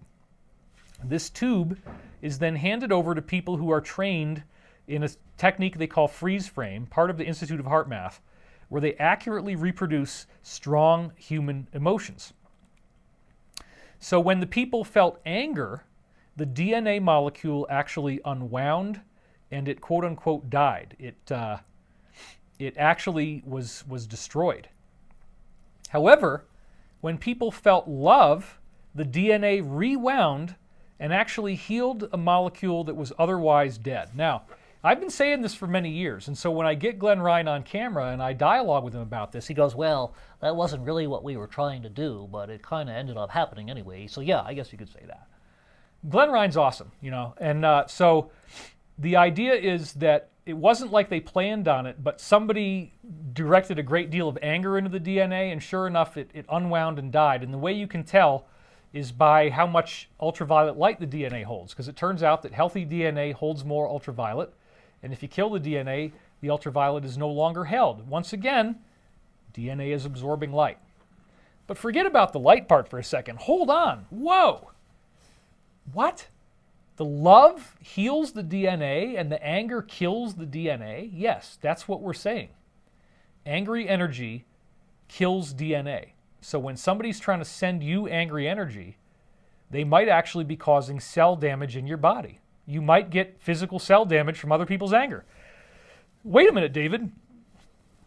Isn't the whole point of the mind-body effect and the placebo that DNA is affected by placebos? If people believe they're taking a sugar pill that's actually the greatest drug of all time and it heals everything, and then everything heals, well, it's just a sugar pill, but your consciousness healed you, right?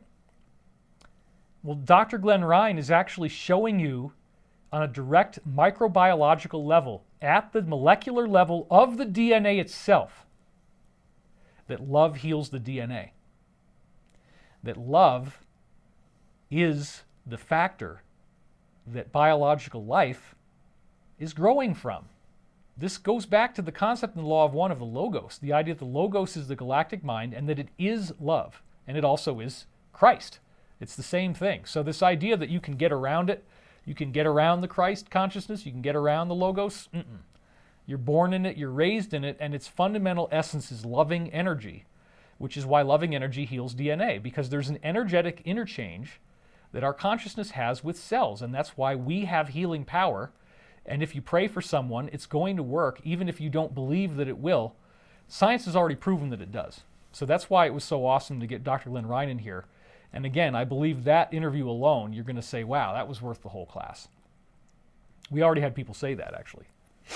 So this demonstrates that vital energy can be transferred between humans, and it also demonstrates that angry, aggressive people can absorb the vital energy from others. Hence, somebody else's DNA withers in the presence of your anger in the lab. So basically, when we're talking about this idea of evil extraterrestrials like the Draco, there's this concept of loosh, that they feed off of human misery, sadness, fear, and pain. Well, sure enough, when we're going through those emotions, we are shedding light out of our DNA, and they apparently come in to scoop it up, just like bugs will eat excrement. It's the same kind of concept. This may be a genetic holdover from the animal kingdom for survival. And I'm sorry, guys, we have a huge pollen count all the way up in the red here, so my nose is a little stuffy. I apologize. This may be a genetic holdover from the animal kingdom for survival. This is the survival of the fittest, where the more aggressive species ends up succeeding. That's the traditional view of genetics, right? That the alpha male is actually drawing vital energy from the group he protects to strengthen him for battle. So let's talk about that for a second. If people can learn that there's a cowboy on a horse in the hidden picture, or that there's two people dancing in the hidden picture, right? If it becomes easier to see the hidden picture, then that suggests there's an energetic template of information and knowledge that we all have access to. And as more of us add to it, it's like cloud computing. Certain thoughts add to other thoughts. That's why the multiples effect exists. Hundreds of examples of people independently inventing and discovering and patenting the same inventions at the same time. It's happened a lot, hundreds of occasions. So this informational blueprint it can be tapped into. When more people solve the hidden figure puzzle, it's easier for you. And they demonstrated anecdotally with the crossword puzzle, right? The idea that if the crossword puzzle is published on Sunday in London, and then afterwards it becomes something else, and everybody else has looked at it by then. Well, once enough people look at the crossword puzzle, everybody solves the crossword puzzle more easily. This is widely seen anecdotally, and apparently it's true. That if you solve the puzzle on Sunday, it's going to be harder than if you solve it on Monday or Tuesday, just because of this science. That's just the way it works. But the other part that's so important is that loving energy can strengthen your DNA molecule. And you can have a person in a lab send energy into the DNA, and the DNA actually heals. So what happens if you have a leader and you have all these people that want to send their prayers and love to that leader? You are sending energy to that person. You're pumping up their DNA. This is what the negative elite want. They want to be adored. Oh, thank you, darling. I know, it's horrible. We're in like the red. There's like a yellow and an orange and a red in terms of pollen, and we're up at red. So I'm sorry about that, everybody. It's a humble moment. You get to see David blow his nose on live television. Aren't you excited now? I bet you are. Don't laugh at me, okay? I'm not doing this for you. That's a joke. It's a joke. Don't take it personally, okay? It's my Han Solo stuff. You know that. I like to do that stuff. All right, now I've blown my nose and I feel ever so much more refreshed. The alpha male draws energy from the group. So this is what the negative elite want. They want to be worshipped. They want to get that energy from the public, and they're not getting it anymore. They're not getting the love. They're not getting the clicks. Platforms like what I'm using here, we're getting a lot more views than some other kind of big names. Just leave that there to outgas in the room. Also, this is why teams are more likely to win in a home stadium. They are not beholden to the same energies, because if they're in a foreign stadium and everybody in the stadium hates them, then they're getting knocked down energetically, whereas if their own guys are there to support them, they're going to get charged up energetically and they're going to do better. They're actually going to have better respiration, better athletic endurance, better muscle performance, better violent muscle contraction, better smooth muscle contraction, everything. When the people are sending you energy, your body is going to be supercharged, you're going to be healthier. So there's people that feed off of this like parasites. And that, again, is the essence of the negative ETs, where they actually feed off of the negative energy that the light that our DNA releases. So now this is where we're going to pivot once more, okay? So up until now, I've already told you a whole lot of stuff in less than 2 hours. I've told you about all these briefings that are going on that suggest that something big could be happening right around the corner. Biblical stuff could be right around the corner. Expect a power outage. Expect a big war. Expect ground troops. Expect the whole thing to go crazy. Sorry, expect that there's going to be more gas shortages. Please make sure your tank is filled up. It's probably not, but we don't know. Anything could happen, right? So then we have this thing where everybody's like, oh my God, people are getting this thing, and then it's changing their DNA, and everybody who got this is going to die. Look, I get it, okay? I've had the same thought. But this science that I just told you doesn't say that's what's going to happen. It says that your DNA is going to fix itself. At least 1 out of 10. Remember, all of the generations of fruit flies where you take their eyes away or you try to put legs in their head, the legs go away and they grow normally after only at most 5 generations. So I really don't think that type of scenario is plausible. But this is now I want to get to the real core of why I had to do this talk. And that is what happens with this energetic system in the presence of stress. Back to the slide real quick. We're going to see that life actually spontaneously evolves in the presence of stress. So when you have stress, when something bad is happening to you, let's go back to this number 2. When something bad is happening to you, your soul, if you will, some part of your body, some part of your underlying energetic protective mechanism calls out to the field of information that knows what the crossword puzzle looks like, that knows there's a cowboy in the hidden figure, that knows there's 2 people dancing, right? It knows. That some part of you calls out for help to that field. And when it does, from a great level of emotional striving, it actually activates a yearning and a seeking in your genetics. It actually calls out for new information to heal you. So this is why prayer is so important. You have to call upon the information. This is a sacred science. It's the science of God, if you want to call it that. When you call upon the higher forces, when you call upon the universe for help, it actually opens up new information that comes into your cells and heals your cells. And even the most primitive organisms are still part of the one infinite creator, and they are still protected by this law. So let's talk about this now. This originally came from Dr. John Cairns, and the name is spelled that way. I'll save you a lot of trouble by seeing how it's spelled, because I had a hard time finding this. So what he's dealing with is he was experimenting with lactose-intolerant bacteria. Okay, back to 2. Lactose-intolerant bacteria mean that they cannot digest the proteins in milk. Milk is made of lactose, right? The proteins in milk require a certain shape of their mouth to be able to digest. And their mouth doesn't have the right shape. You got to be able to actually fit over the lactose protein. And their mouth, it's like a, if you're going to play the old games where you try to stick something in the hole and anyway, right? That's the you know what I'm talking about. I'm thinking of, there was a game called Perfection, right? You put all the pieces in and just pop and they all come out. Anyway, the mouth doesn't fit over the protein. So they don't want to eat lactose. They can't eat lactose. And so what Dr. John Cairns did, this very, very unethical experiment. What if you throw all those bacteria in nothing but lactose? They got nothing to eat but lactose. So if they can't eat the lactose, they're going to die. But wait a minute, David. Didn't you just say their mouth doesn't fit over the lactose? Didn't you just say that their mouth can't eat the lactose?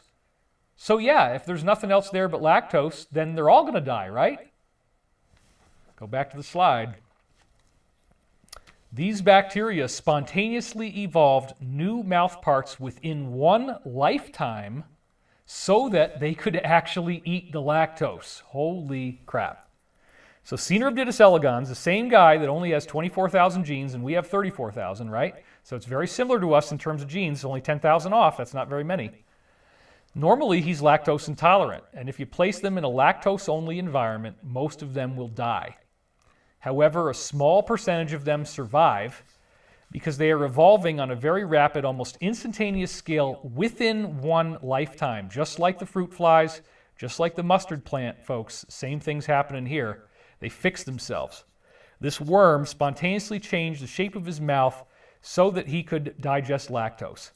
So I want you to see the pictures of this. It's a little bit gross, not too much, but this is the microbe. Remember, he has 969 cells in his body, only something like 300 brain cells, 360, whatever, I forget the exact number. But he's hardly got any brain cells, but this is his typical mouth, okay? And so that mouth doesn't have the right shape to eat the lactose. And here it is again from the side, which looks an awful lot like certain types of cactus that grow. We're just going to leave that one there too. I'm going to talk more about those cacti, because that would probably also get me banned. But anyway, so this mouth in one lifetime is actually evolving and changing. I don't have a picture of what it looks like afterwards, okay, because I've never seen one. But supposedly, if you look at this picture afterwards, the mouth is completely frickin' different. So again, in the presence of extreme stress, human beings evolve. What happens if you're going through a solar flash? What happens if solar energy is changing? Some of us are going to evolve. If you can adapt, if you can handle the stress, right? This is evolution. This is how it really works. Stress does cause evolution. Let me give you another example. Now that we've much, much larger creature, because, oh, David, it's only 969 cells. It's just microbes. David doesn't know anything.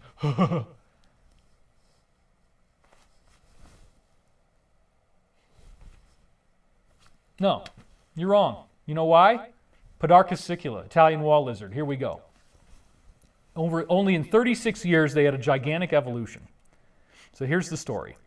In 1971, 5 adult pairs of Podarcus sicula, the Italian wall lizard, were moved from their home island in the South Adriatic Sea. Their home island was called Podcapisti, and it was a desert island where they only ate small insects. Then these scientists moved them over to another island called Podmercaru, which had a lot more vegetation. And sure enough, these little lizards evolved into becoming vegetarians, believe it or not. The scientists did this in 1971. They only had 5 breeding pairs. So again, remember, look at number 1 up there, 5 adult pairs. That's all you got, okay? South Adriatic Sea. They did this in 1971. They transplanted these desert lizards into a tropical jungle, so a totally different climate than what they're used to. And they only came back 36 years later, okay?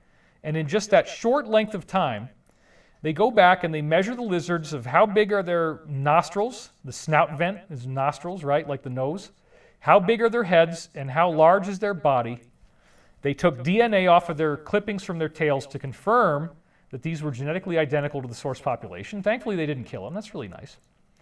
And what they found is unbelievable. Striking differences in the size of the head and the shape of the head, a much higher degree of bite power, and new structures that grew into their digestive tract after only 36 years.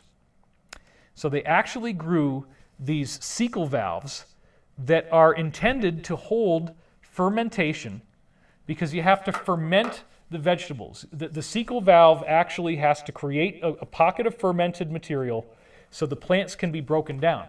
They didn't even have cecal valves in their bodies before. You drop them off on a new island, and they grow all this new stuff. Insects are very soft and tender, right? So they can bite into them really easily. It's not a big deal. Whereas plant fibers are woody, and it takes a lot more chewing. So they get a much bigger head, and they get much bigger bite strength. Well, then their body can't really digest plants at all because they're meant to be in a desert. So what do? They grow cecal valves, and in only 5 generations. Now, and it probably was a lot faster than that. This is just when they studied it. There's all these lizards from those original breeding pairs, and they're all over the island, and they all have cecal valves, and they all are vegetarians. Isn't that amazing?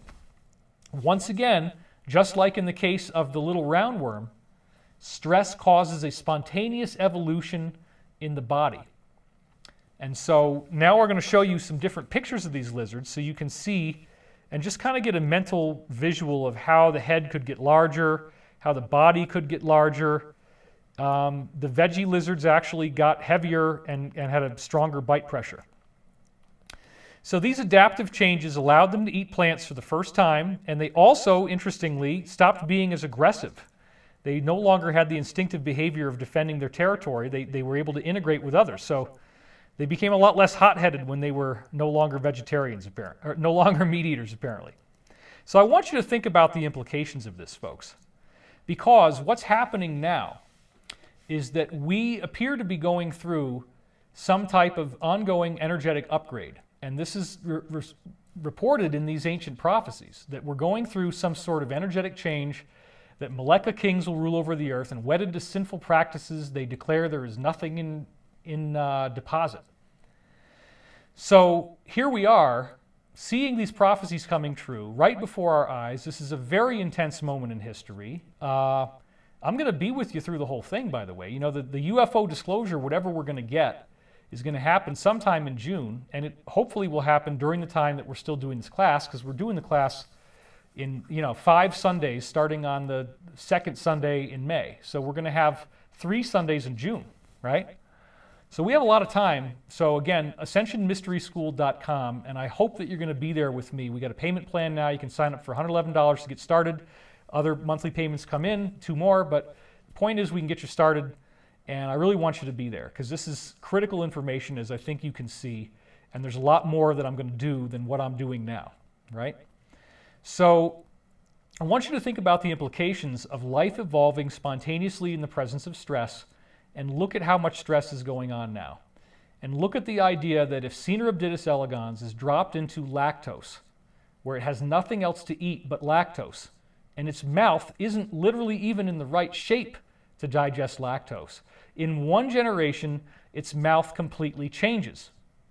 You say, well, David, it doesn't mean that a human being's mouth is going to change in 1 generation. I don't know, okay? But It only has 969 cells, so maybe it can change faster, but these are changes in one generation. So yeah, there's only 969 cells, but we only have 10,000 more genes than they do, right? So maybe we could be changing in one lifetime. Maybe we are already changing in one lifetime. And maybe some people are changing in a way where they will be able to handle the lactose and others will not be able to handle the lactose. You follow me? Do you understand what I'm really trying to tell you? Because it gets back into genetics and what we were talking about before and DNA alteration and the things that people are so upset about. Some people will be rewriting their DNA. So even if there would have been a problem, there's not going to be a problem. But more importantly, the big picture is what happens when you're exposed to the energy of the solar flash, when you're exposed to pure, raw, white Christ light. Are you going to be able to handle it? Because that's what this appears to be. The pure, undifferentiated energy of intelligent infinity comes out of the sun, and if you're ready for it, you get to stay here, and if you're not ready for it, then you get relocated very peacefully, and that's still an awesome process. That you'd think you're going through the ascension just from that. But if you get to stay on Earth, then something much more amazing happens, because now you get your superhero powers activated. So, the question really is, back to the slide now, what is going to happen to you when this solar flash occurs? Can you evolve and adapt to meet the new energy? And how are you handling the stress? Well, there's a lot more that I could talk about, but that's why we have Ascension Mystery School. And this is the third one, so it's going to be the last one in the series. What I hope you've seen already is a very, very compelling idea that DNA is not the basis of life, that life is fundamentally energetic. It is the mind of the Creator. It is conscious, it is alive, it is aware, and it wants our very best good. So let's go over to this one now. Sweetheart, because my wife, I wanted to have her come in at the end. We're ready for you. I don't know. I guess I have to keep talking if she isn't here yet. But so let me just extemporize on this a little bit more. What we're dealing with here appears to be that all these ancient prophecies are steering us towards something new, something different, something very, very exciting. And that process has been described to us in many ancient traditions. So I have more slides. Since Beth hasn't come downstairs yet, I'm going to do a little more for you. So one of the things that I didn't talk about last time is the Stoicism. And they have a prophecy of this, and this is in a lot of ancient texts. They call it ekpyrosis. And so this comes off of Wikipedia. It was one of the only sources I could find. Ekpyrosis is a Roman Stoic belief in the periodic destruction of the cosmos by a great conflagration, which means a massive fire, every great year. Where did they get this from? They got this from their gods. They got this from the beings that came to Earth to teach us really cool stuff. The cosmos is then recreated, which they call palingenesis, only to be destroyed again at the end of the new cycle. So this is again the idea of the solar flash, and they got this from the ETs. This form of catastrophe is the opposite of cataclysmos, which is the destruction of the earth by water. The concept of ekpyrosis is attributed to Chrysippus by the Greek historian Plutarch. Now, so this is very ancient. One of the things that is so crazy when you're trying to research this particular subject, and so I'm going to save you a lot of time here, is that there's actually 4 different ways that they spell this depending on which scholar you're reading and which document you're reading. So you actually have to look up all 4 of these to look for this. But this is a weird little word that's got 4 different ways to spell it, and you can go look it up, and it's the science of the solar flash. And it's all these ancient prophecies that said that the sun was going to do this at the end of the age. So since I still, I'm waiting for my wife to come downstairs, which is fine. You know, you guys are going to get a little more material while we're waiting. So are we entering into an area of higher energy? And how would we know? Well, this is a complex discussion, but we're going to launch into a little of it now. Right now, redshift is a microwave vibration of the microwave energy being given off by stars, and it is usually interpreted as being a function of distance. So what they do then is they take a bandwidth of the microwave spectrum and then they arbitrarily assign colors to it. Okay? So this is a cosmic distance, supposedly. This is the conventional view, and everybody says this. But what we've now learned is that redshift is actually more about energy frequency than distance. Okay, sweetheart, I'm just about ready for you. Yep, good. Thank you. Okay, so Dr. Halton Arp is one of the scientists who wrote about this because astronomers are using redshift to try to tell you where everything is. This is their main calculation of distance. So just so that I'm not doing this too fast, the idea, it comes from the so-called Doppler shift. The idea that as a car or a train is going by, it goes like that, right? What they then assume is that they believe that the universe is expanding, and that as stars are moving away from us, they're accelerating. And so they make this distortion in the sound, except that this is microwave sound, right? They make a distortion in the sound like, and so the idea is that as it goes towards the red end of the spectrum, it's farther away. And as it goes towards the blue end of the spectrum, it's closer. So that's the rationale. And they don't want to give this up because countless millions of dollars of grant money have been awarded for this research, and this is the conventional view of how we analyze how far away things are in the cosmos. Unfortunately, there's a lot of things that make that not the case, and nobody wants to look at it in the mainstream. So this is one of Halton Arp's classics, where you're looking at a galaxy, which is NGC 7603, and then a pulsar or quasar that's next to it. And it's clearly connected by a filament, but the redshifts are so different that theoretically they should be very, very far apart. So this is Dr. William Tift, and what he then discovered, he starts looking at all the redshift all over the galaxy and all over the universe, really. And he finds that, wait a minute, redshift is only occurring in certain intervals, and this is ridiculous because this would put the Earth at the center of the universe, and every galaxy or every star in the entire universe is an exact quantized interval away from us. Because remember, this is what redshift actually does. If redshift is a function of distance, then the entire universe is a series of shells like layers of an onion, and we are at the exact center. That's very, very unlikely. So redshift is not a function of distance at all, and it's a very strange mystery as to why it only occurs in certain intervals. We are going to cover this more in Gateway to Galactic Mind. Well, sure enough, the science that Tift has come up with, I believe, is that he's showing that these are different zones of energy. So, for example, what we're looking at here is the Virgo supercluster, and what you're actually seeing is all the different redshifts inside the Virgo supercluster. So the ones in the center are supposedly much, much more far away than the ones on the outside. So these are galactic energy zones. Now, he has actually looked at these over time and seen that they expand away from the center of the galaxy. So they're drifting, they're migrating, right?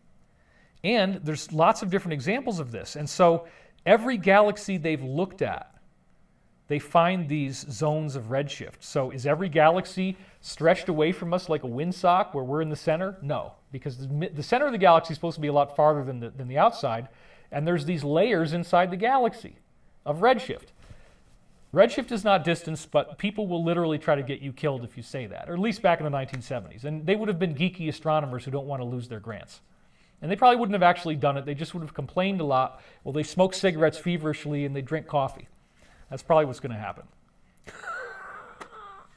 Why do I say such stupid stuff? I don't know. I love it. So anyway, Tift's explanation is that these microwave regions are actually artifacts of different zones of time flow, folks. So he even has this paper called Three-Dimensional Quantized Time in Cosmology. Whoa. He says, starting from a model of 3D time in units of the Planck energy, it is possible to model fundamental particles and forces. Masses are associated with 3D volumes of time. Forces are related to 4D space-time, blah, blah, blah, blah. So here's the part that I want you to read. And we got about 5 minutes. I just want to get through this now that I started this. At a given cosmic radius in time-space, or what he calls tau space, meaning at a given, so he's talking about these shells, right? So a radius is the distance from the center. So there's different shells at different radii. So at a given cosmic distance from the center of the galaxy in time-space, a galaxy will occupy a specific temporal state. This means that a galaxy must exist in a particular rate and flow of time in each of these zones. Now look at this. And he's got very advanced theoretical knowledge that shows how this works, folks. It must change that temporal state in discrete steps. Now, what does the word discrete mean? It means separate, distinct, and discontinuous. Discrete is something that is distinctly separate. So there is a distinctly separate change in the rate of time that occurs when the galactic energy wave expands into your solar system. Do you think maybe this has something to do with these ancient prophecies? Absolutely. So the time flow itself will change in discrete steps. And remember the Muslim prophecy we did on Sunday said time will stop. All time comes to a halt at this point, and then it changes afterwards. So this is a Discover magazine article from 1993 that talks about his work and covers, because he's a mainstream scientist. This is not pseudoscience, so we don't need to see something from Phil. Just leave it alone, buddy. This guy's real, okay? More recently, Tift has also claimed to have evidence from observing the same galaxies over a period of 10 years that their redshifts are changing over time, meaning that these zones, again, are expanding from the center. We may be seeing some form of galactic evolution taking place before our very eyes. Well, this is why all the planets are heating up in our solar system, right? So again, these zones of energy expanding through our galaxy, the idea, I want you to try to visualize this, that your star stays in the same, let's go to this one. Your star stays in the same place as it orbits around the galaxy, as it revolves in the galaxy. You're staying in the same orbit, but these zones are expanding.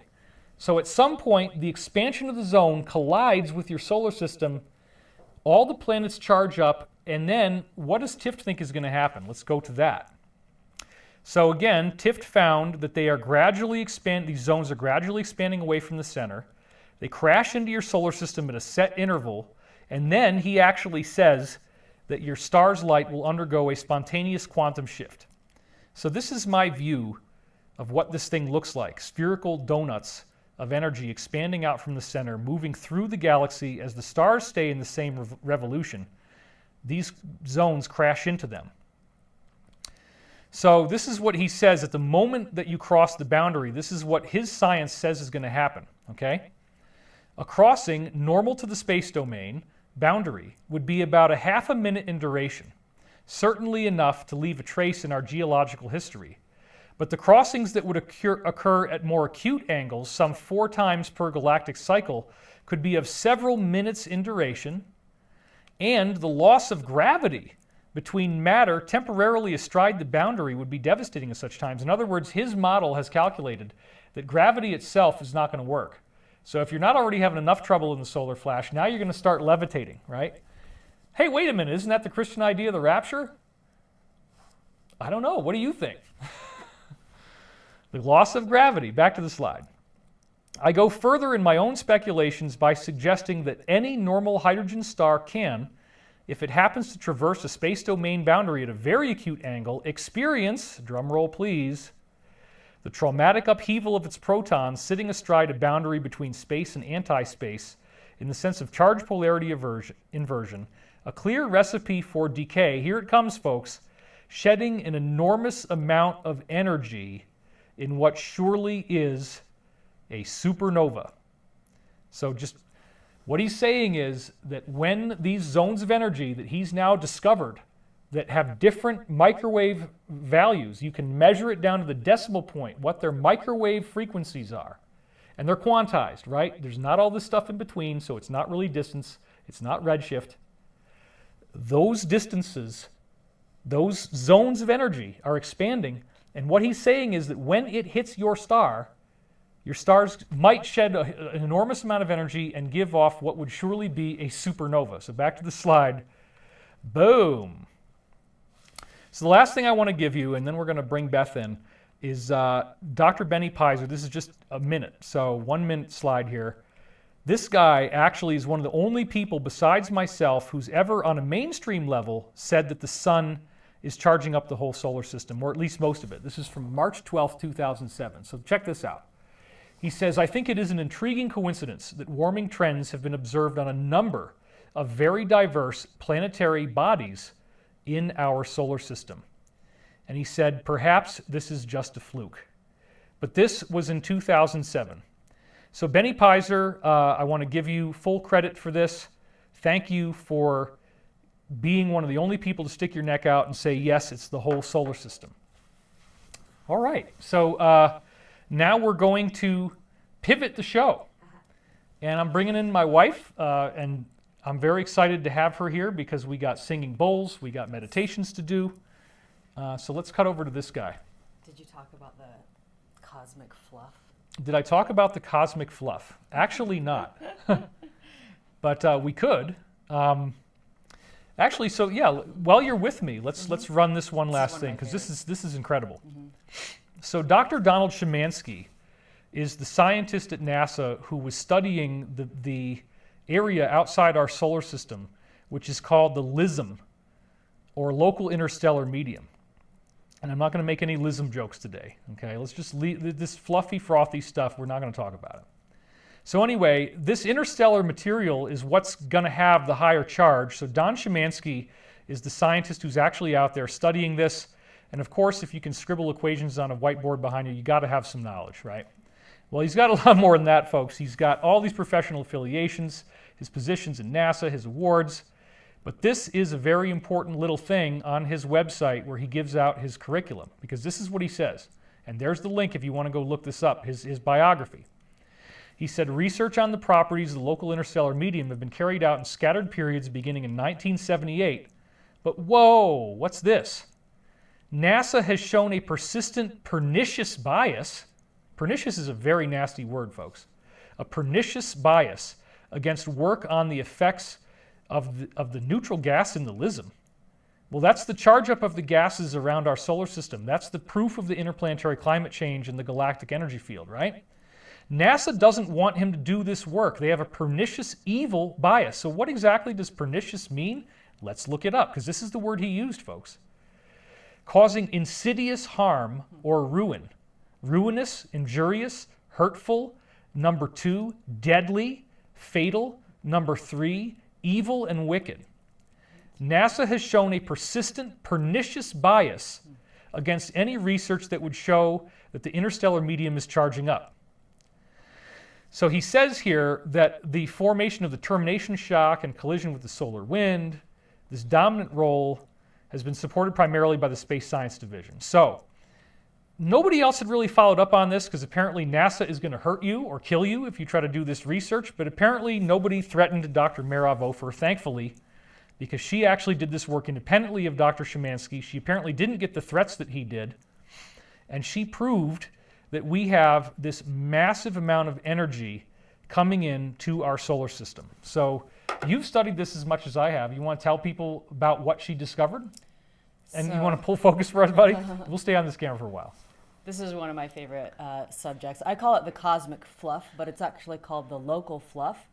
So or the LISM. Or the LISM. I think local fluff is a little better. Yeah, LISM doesn't really sound good. So Dr. Merov Ofer found that there's this area of energy that we're now moving through as a solar system in the universe that was somehow survived the explosion of a couple, what do you call them? Supernovas. Yes, supernovas. The supernova didn't blow it away. And it's 6,000 degrees Celsius, and it's highly... And 100 degrees Celsius boils water, folks. 6,000. 6,000 degrees Celsius. It is so incredibly hot. And what do you think is going to happen if your solar system goes into an area of extreme heat? Do you think it might change your solar system? Heat up a little bit. Yeah. And it's also it's highly magnetic. That's right. Extremely magnetic. And all the planets are becoming more magnetically charged, and we're going to talk about that in the class on Sunday. Well, not this Sunday, but later. So, NASA says that it shouldn't be there. That's right. For some reason, NASA doesn't want it to be there. They don't like you talking about it. It's a pernicious bias. And the data, when you show your data on it, the data stops in 2005 or something on a lot of them. Remember? it's really hard to Yeah, find a lot of this current interplanetary, data right. on it. A lot of this interplanetary climate change stuff just kind of drops off after 2005. And again, I think it's NASA's pernicious bias. So do you think maybe there's a scientific cover-up as well? Sounds like it. Exactly. The scope of what you've been lied to about is much bigger than you think, and we've just been working on the interstellar stuff. So it is really fascinating to see the pictures of the planets, and David shows that really beautifully, how their weather is changing, they're heating up. You see Jupiter's red spot is now a light salmon color. There's lots of different things going on. Yeah, actually, we have a picture of that. Which is fascinating news, and interesting that it's not on the news. Let me just find that for you, because there's a couple shots of all the planets that are really great. Okay. Yeah, So Jupiter is really yeah, so we can just talk through a and couple of these Neptune real is quick. really So impressive.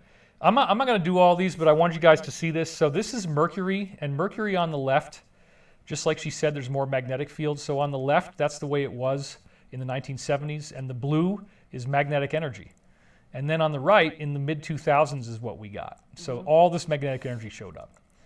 Venus had a 2,500% increase in the green glow on the night side in less than 20 years. The great red spot is now the great salmon spot, as you just said, sweetheart, there it is. That color, look, they've been studying this thing for 400 years. Since the invention of the telescope, it was always red. Now it's changed color. Jupiter is also now doing this very crazy stuff. You see all those storms along the equator, all those rings, those circles, those are all new. All these weird storms.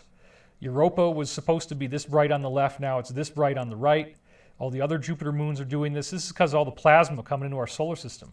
Saturn had this crazy discharge of energy. We're going to talk a lot more about this in the class, where all this stuff appeared in the northern hemisphere. It stretched 3/4 of the way across the whole planet. This is also the hot spots that we see on Uranus that were never there before. None of this stuff was there before. And Neptune has now gone nuts. So this is what Neptune looks like now. This is the way Neptune looked in 1989. This is Neptune in 1999. This is 2002, 2004, and now 2017. So You think what do you maybe think- something's happening? What do you think the Earth looks like right now? Well, actually, we have that. So the next slide here is of the Earth. And on the South Pole, I'm sorry, this is the North Pole. This is what's called noctilucent clouds, and this is the increased brightness on the Earth's surface. So the Earth itself is becoming brighter, and it also even grew this new belt of energy in the Earth's magnetic field. And so again, you know, Dr. William Tift is saying that we're going to get a quantum leap as we go into this zone. The solar system is showing us this. That's what we're talking about. So what if that's the Kali Yuga, you know, when we enter into this We'll stay cosmic on this. You can fluff or focus us something, again. you know? Yeah. Thank you, buddy.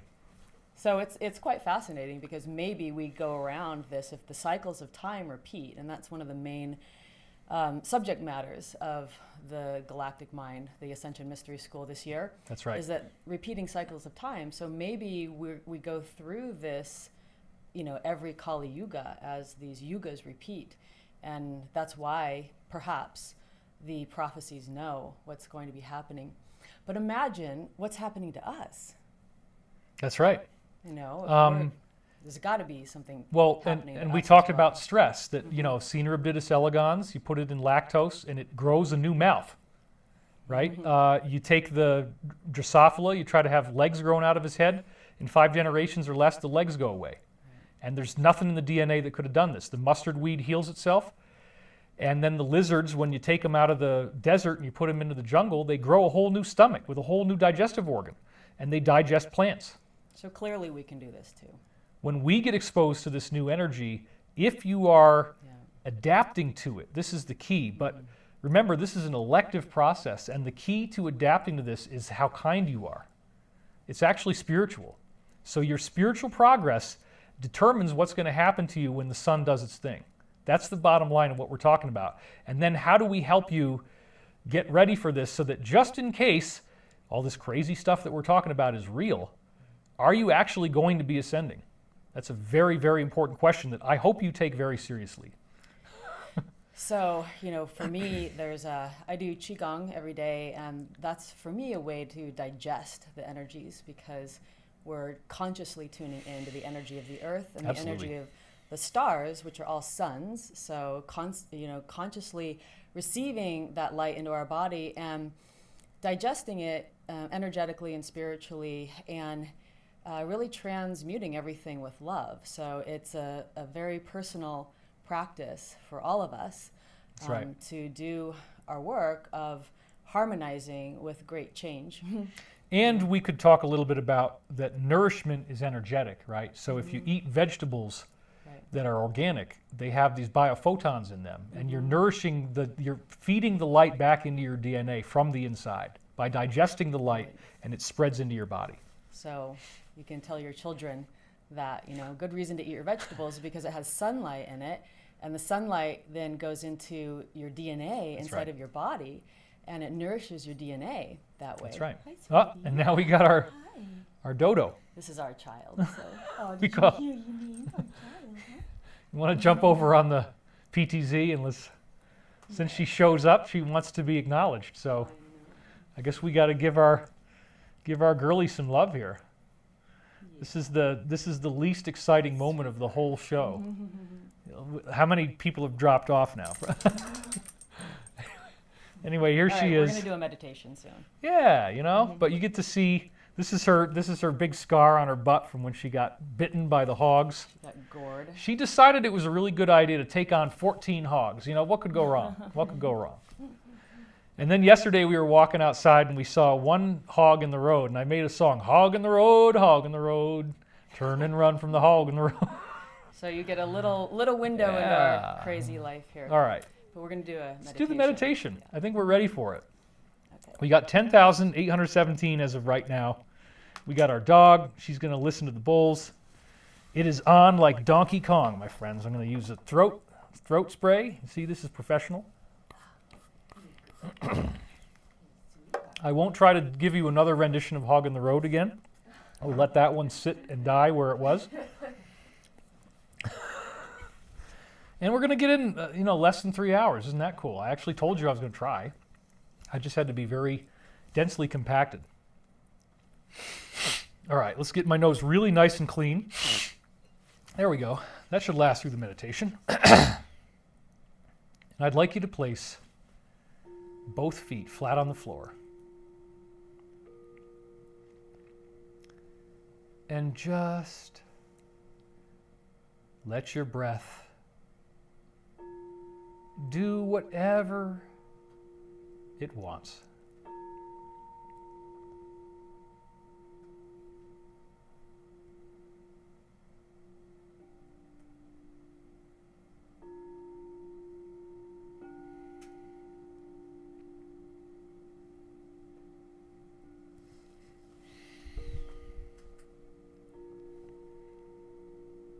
Going deeper into silence,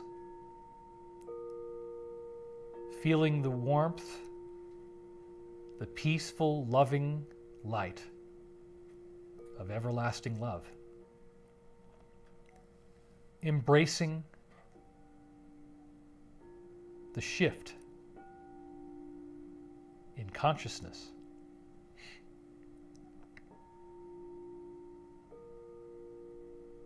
Maybe you saw the hidden figure in the puzzle right away.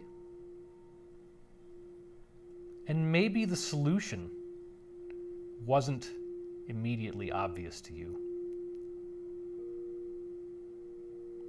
In much the same way, could we now, here, today, be seeing the solution to the puzzle? Are we tapping into some living knowledge that everything on earth is going to be just fine? That even though the events that we now see, the wars and rumors of wars, famines, pestilence, are very real on one level, on another level, we acknowledge ancient prophecies from beings far greater than our own level of sophistication,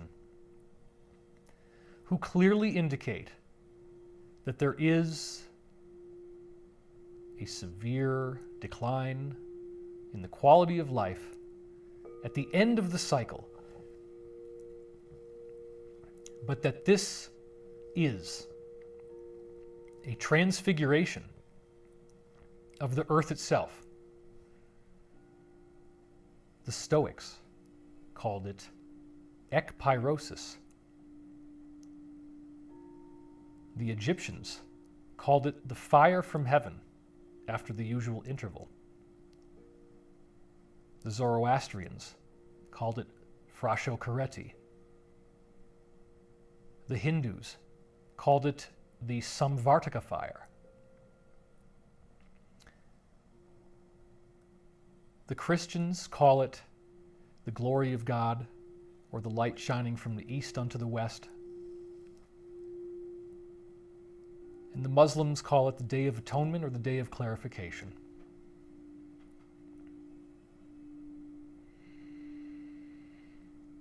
As you inhale and continue breathing, imagine now that you are actually breathing in light, that you are inhaling energy. This is what those same ancient Hindu records teach us happens. You can inhale prana, their name for this life force. And you can study and practice meditating, breathing in, and imagining that with each inhale, the overall amount of light in your body, the overall prana, is increasing.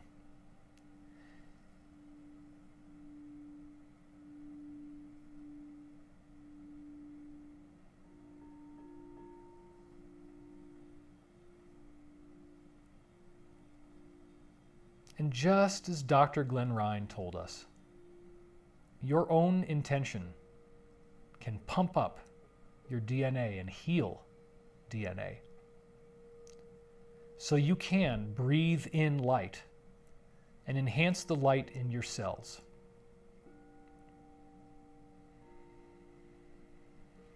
Going deeper now, deeper into relaxation.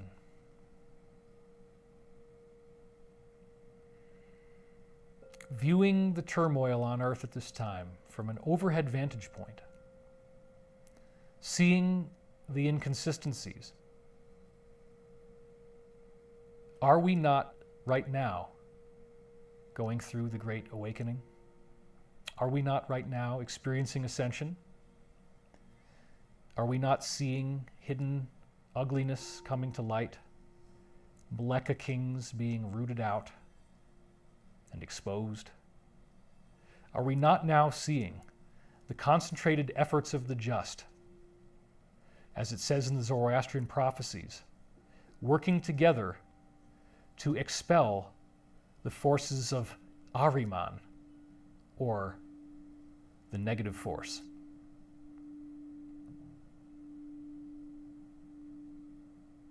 And if there are those brave men and women engaged right now in this fight, if they are entering into tunnels and seeing very disturbing things, if they are rescuing people who cannot even walk because they've been caged their entire lives, let us send these brave men and women all the love that we can right now.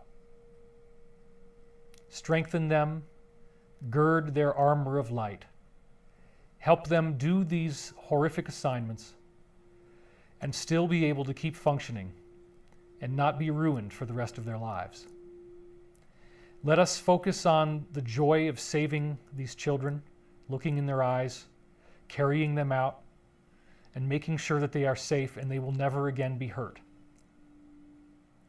And let us thank so many of these brave men and women who apparently are working right now to ensure that we have the planet that we wish to see, a planet free from hatred, from war, from corruption, from tyranny, from jealousy, from all different manner of upsetting experiences, a planet with clean and abundant energy, with plenty of food and shelter for everyone, a planet where information is exchanged freely, without corruption and without censorship, where true knowledge and information can be shared about the integration of spirit and science. And we no longer need to artificially divide the two as if they are not part of a greater cohesive whole. We embrace this moment in our galactic evolution. We embrace this quantum blip as the stars all around us are changing, and our own star is changing, and our planets are changing. Even right now, in fact, we are experiencing a massive geomagnetic storm at the time we are doing this from a massive solar emission that is happening right now. These emissions change our consciousness. They raise our vibration, and the Christ light forces out all that is not of the light so that it is visibly exposed to be rooted out and healed, much like any disease or ailment in the body.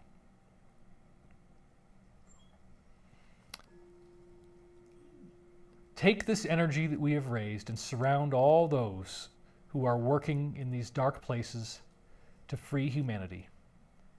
Let us pray for a very small number of casualties, if any, as these processes are conducted. Let us pray for a minimum of disruption to the quality of life. Let us pray that everyone has enough food, enough fuel, and enough time to be able to get the things they need, to be able to understand at some point what is happening. We take this energy and we send it forth now into the future, projecting ahead to ameliorate violence, to ameliorate unexpected massive problems that we know certain individuals apparently are trying to create right now. And they're doing a pretty good job. But I want you right now to feel love. I want you to feel inspired. I want you to feel excited. Breathe in passion. Breathe in excitement. Breathe in joy. Let a smile, if you want, naturally grace across your face, as it's so effortless to feel the tingling all throughout your body, the warmth, the effervescent love of everlasting cosmic joy, peace, radiance, unity, bliss. It is here right now. And you can embrace it. You can breathe this in. You can enhance the prana in your body. And you can flow out that prana to all those who are suffering, to all those who are helping to make the world a better place, to all those who are in need of prayer and healing. Let us see a happier, more peaceful outcome without terrific loss of life, without sudden unexpected disasters. We can do this by continuing to focus on love and happiness and being excited and optimistic about what we are seeing and where it is going. For where we go one, we go all. And so it is.